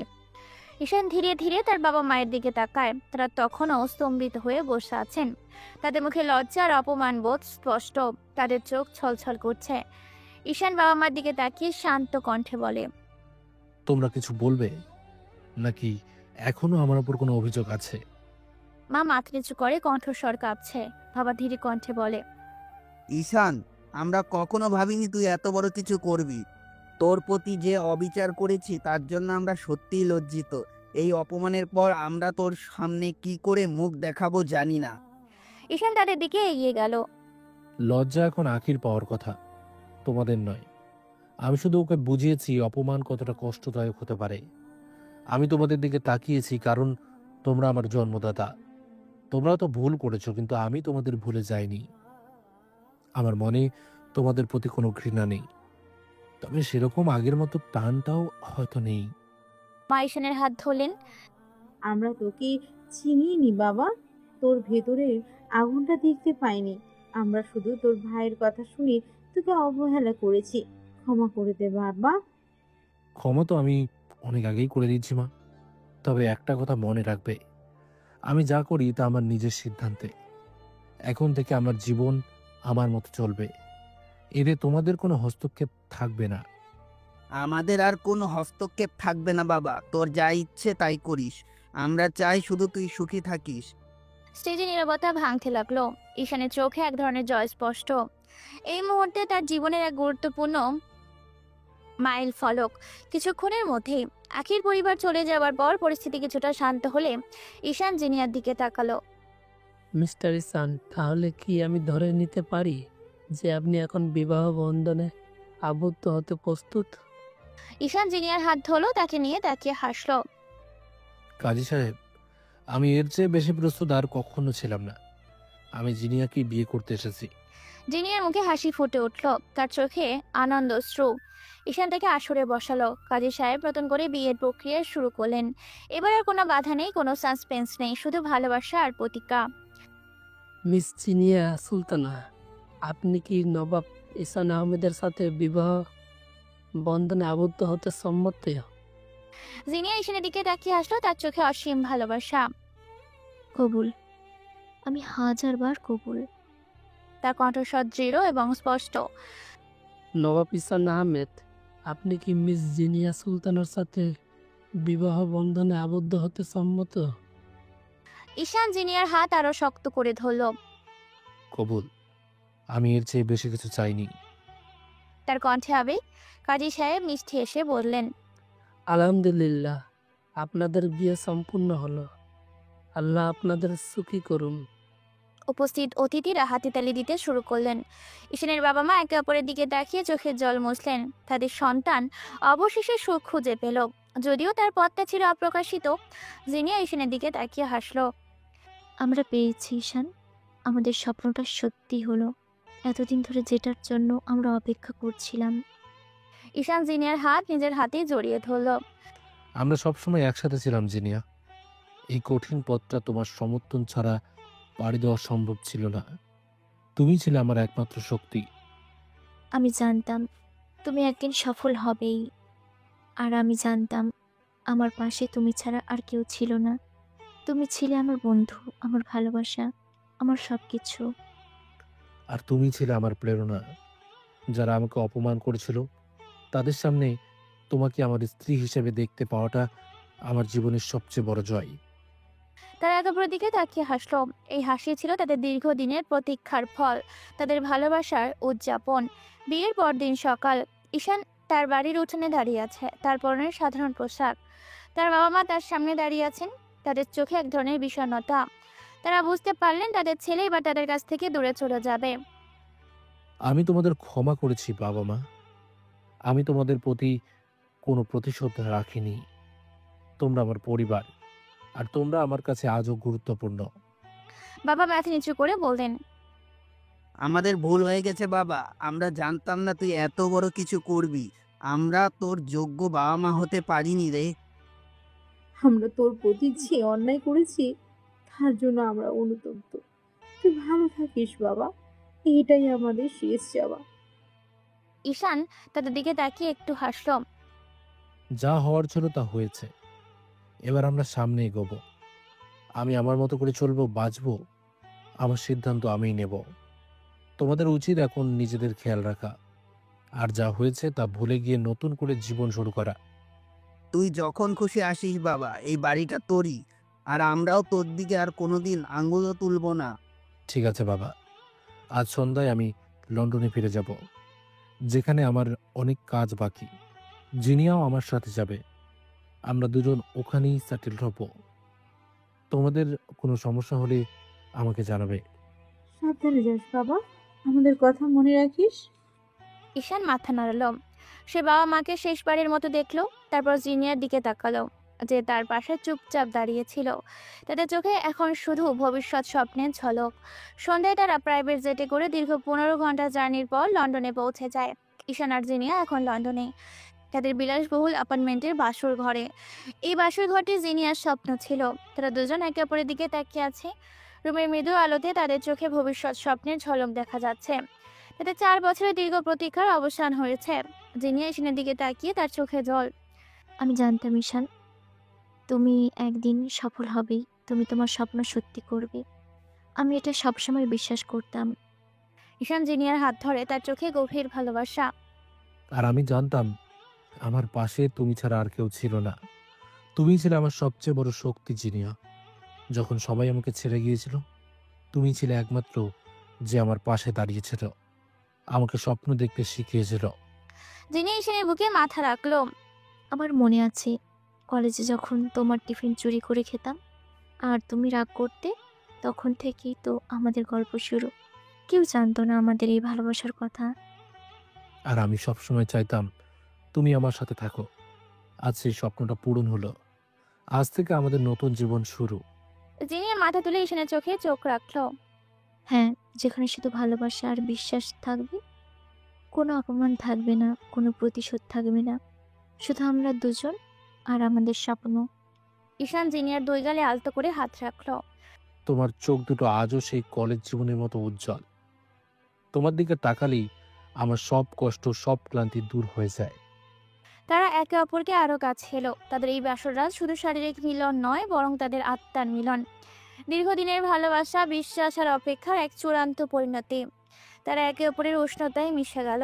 তাদের এই নিবিড় সম্পর্ক যেন বোঝাপড়া, ভালোবাসা আর স্বপ্নের এক নতুন অধ্যায় শুরু করলো। এই রাতে নীরবতা তাদের ভবিষ্যতের গল্প বলতে শুরু করলো, যেখানে তারা একে অপরের সাথে হাতে হাত রেখে এগিয়ে যাবে, নতুন স্বপ্ন বুনবে। সমাপ্ত। প্রিয় শ্রোতা বন্ধুরা, আমাদের আজকের গল্পটি এখানেই শেষ হচ্ছে। আপনাদের গল্পটি কেমন লাগলো অবশ্যই কমেন্ট করে জানাতে ভুলবেন না। এছাড়া এখনও পর্যন্ত যারা আমাদের চ্যানেলটিকে সাবস্ক্রাইব করেননি, প্লিজ সাবস্ক্রাইব করুন এবং পাশে থাকা বেল আইকনটি প্রেস করুন, যাতে সবার আগে আপনার কাছে আমাদের গল্পগুলো পৌঁছে যায়। তো বন্ধুরা, আজকের মতো গল্প এই পর্যন্তই। দেখা হচ্ছে পরবর্তী গল্পে। ততক্ষণ ভালো থাকবেন, সুস্থ থাকবেন।